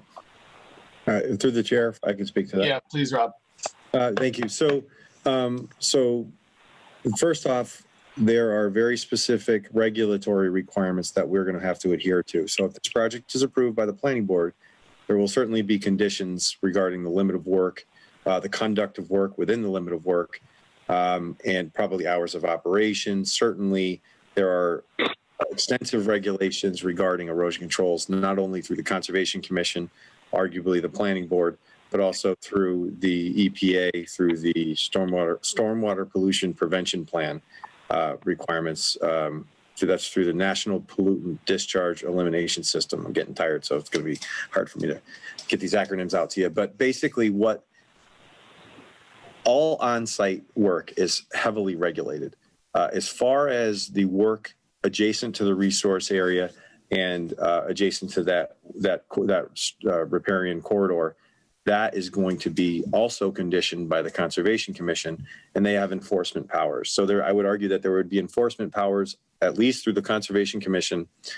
The planning board would probably, and I don't know this for sure, you guys could speak to this, but I believe they would defer their powers to the building inspector for enforcement, but typically that's how it's done. So the building inspector and the Conservation Commission both have enforcement powers for any work that's not being conducted properly. They have the right to fine. Under the Wetlands Protection Act, there's very specific fines that can be issued. The state Mass DEP, Western Regional Office for Wetlands and Waterways, could step in and regulate this project through an enforcement order or an administrative consent order. So there are a number of safeguards in that regard. As far as having somebody from the land trust, we would be happy to conduct site visits with folks from the land trust on in any areas that are associated with the land trust. I know that, and I don't want to speak out of school, but I know Mrs. Stepler and I have talked about that land in the back and, potentially restricting that. This hasn't come up, I don't believe, at any public hearings, but I know we did talk about that. But that said, that would be after, construction and probably at a time where the homeowners association documents were being finalized. And if there's an area that a declaration of restriction be put on the property, that would probably make the most sense. We likely would not be interested in what we would call a formal CR or conservation restriction, because there's a lot of ongoing legal and survey requirements that would cost Mrs. Stepler even more money. But certainly to the extent that a declaration of restriction could restrict that area, I think we did have that discussion, and I'm happy to continue that discussion with her and potentially the land trust if they wanted to hold, if they wanted that to be done. So that would be the areas, just so we're all clear, outside the limit of work that didn't affect the operation of the community, but certainly would hopefully further safeguard along the riparian corridor. As far as having somebody out during construction monitoring, first of all, that wouldn't be something we're interested in. There would be monitors being the building inspector, staff from the town. Certainly our office would be out during construction to conduct inspections. There are specific requirements under the Stormwater Pollution Prevention Plan. So there's going to be many eyes on this. But certainly we would be willing to communicate with the land trust and not necessarily every day, but certainly if there's site visits that you'd like to potentially conduct, we could communicate with you on those. Thanks, Rob. And I just want to make sure, Rob, have you seen the letter from Garrett Stover at Pascomic Conservation Trust? I don't know if I have the specific details, but I do believe that that was shared by the planner. Okay, so Garrett did chime in on the chat and said that they don't need to speak, but they do want to be sure that the public comment and concerns are read into the record. I will do that next meeting. I don't want to take the time to do it now when it's so late, but I want to make sure that you have the letter so that to the extent you need to respond to it. We do. Okay, so that would be helpful if you can address the areas that are raised in that before the next hearing. I think that'd be really helpful. And I will read that letter into the record at the next meeting, but I want to make sure that at least you have that information now. Yes, thank you. Okay. Any other comments or questions, Jeff? Yeah, just before we depart, Rob, I had a question for you in terms of just some information that I will get from the conservation agent, but in terms of the isolated wetlands, so the image that you have up right there, just above the cul-de-sac to the right is that small kind of like square, isolated wetland there. So my best understanding of this is that is not regulated by the Conservation Commission. So I need to know a little bit more about whether the planning board should be talking about any special protection, erosion control, identification of that resource area. I know the Conservation Commission does a great job with the areas that they regulate. So one of our projects, they require that the 100-foot buffer be marked somehow. So out in the field, there is a demarcation of that so that contractors and others will know that they're in that area. Then you have the limit of work with erosion control. So what about that? Like just as an example, that isolated wetland or the one to the bottom of the screen, the gentleman was talking about where the unit number 16 is close. So who's going to put erosion control around that? Who's going to provide that guidance to you in terms of requirements? Is it not the commission? So good question. The isolated wetland is not regulated by the Conservation Commission. Under the Army Corps of Engineers, a wetland that small could be filled without what we'll call a real filing. They have a notification form for anything under, I believe it's 5,000 square feet. I'd have to get the specifics of it, but that's a very small isolated wetland. While it is arguably not regulated by the Planning Board or the Conservation Commission, we don't want to impact it. We don't have a need to impact it. We've stayed away from it. We think that's a good idea. So we do have the proposed limit of work. So I would say that basically just our limit of work in that being memorialized and staked out during construction. And then if there's, some sort of monumentation requested, I'm certain that could be provided, but I don't believe that the Planning Board has the jurisdiction over it. I think it's just generally going to be part of our approval, should the plan be approved, it would be a part of that process and it would be memorialized on the plan and then the limit of work would be laid out prior to construction and that would have to be adhered to. So I think it would be protected based on our plan. However, I don't believe I think it might be beyond the jurisdiction of the Planning Board to try to regulate the specifics of the isolated wetland. I think it's better to probably focus on the limit of work and making sure that's memorialized properly. Yeah, and the limit of work is delineated by a silt fence, right? That is correct. So that will protect that wetland. Yep. If it's maintained properly. Exactly. I think under the planning board's jurisdiction, it would be, this is a unique project and we're learning as we go. I'm always trying to learn, from other projects that maybe there would be an inspection of the establishment of limit of work before construction starts. Oh, absolutely. Especially because if it's going to be really important that square wetland is we can identify its approximate location and that the silt fence was put where it's supposed to. And then stormwater. So did the Conservation Commission start to review that in your understanding of their process, or is it not going to be? So technically, and this is always interesting. Yeah. So technically, our stormwater. I think there was a question on whether or not we had a point source discharge, but I don't know. I did not attend the meeting. It was Philippe from our office that attended that Zoom. So I would have to confirm with him what the questions were related to stormwater. I don't believe there was many. I believe it was more. I did get a memo from him after that meeting, and it really wasn't a lot of stormwater related questions. I think there was one question about overflow because we're not currently showing a specific overflow. And I think there was a question as to where that would be if we did provide that. I'm handling the storm events we need to, But again, we would probably keep whatever overflow we had out of the jurisdiction of the Conservation Commission. So we can look at that with them.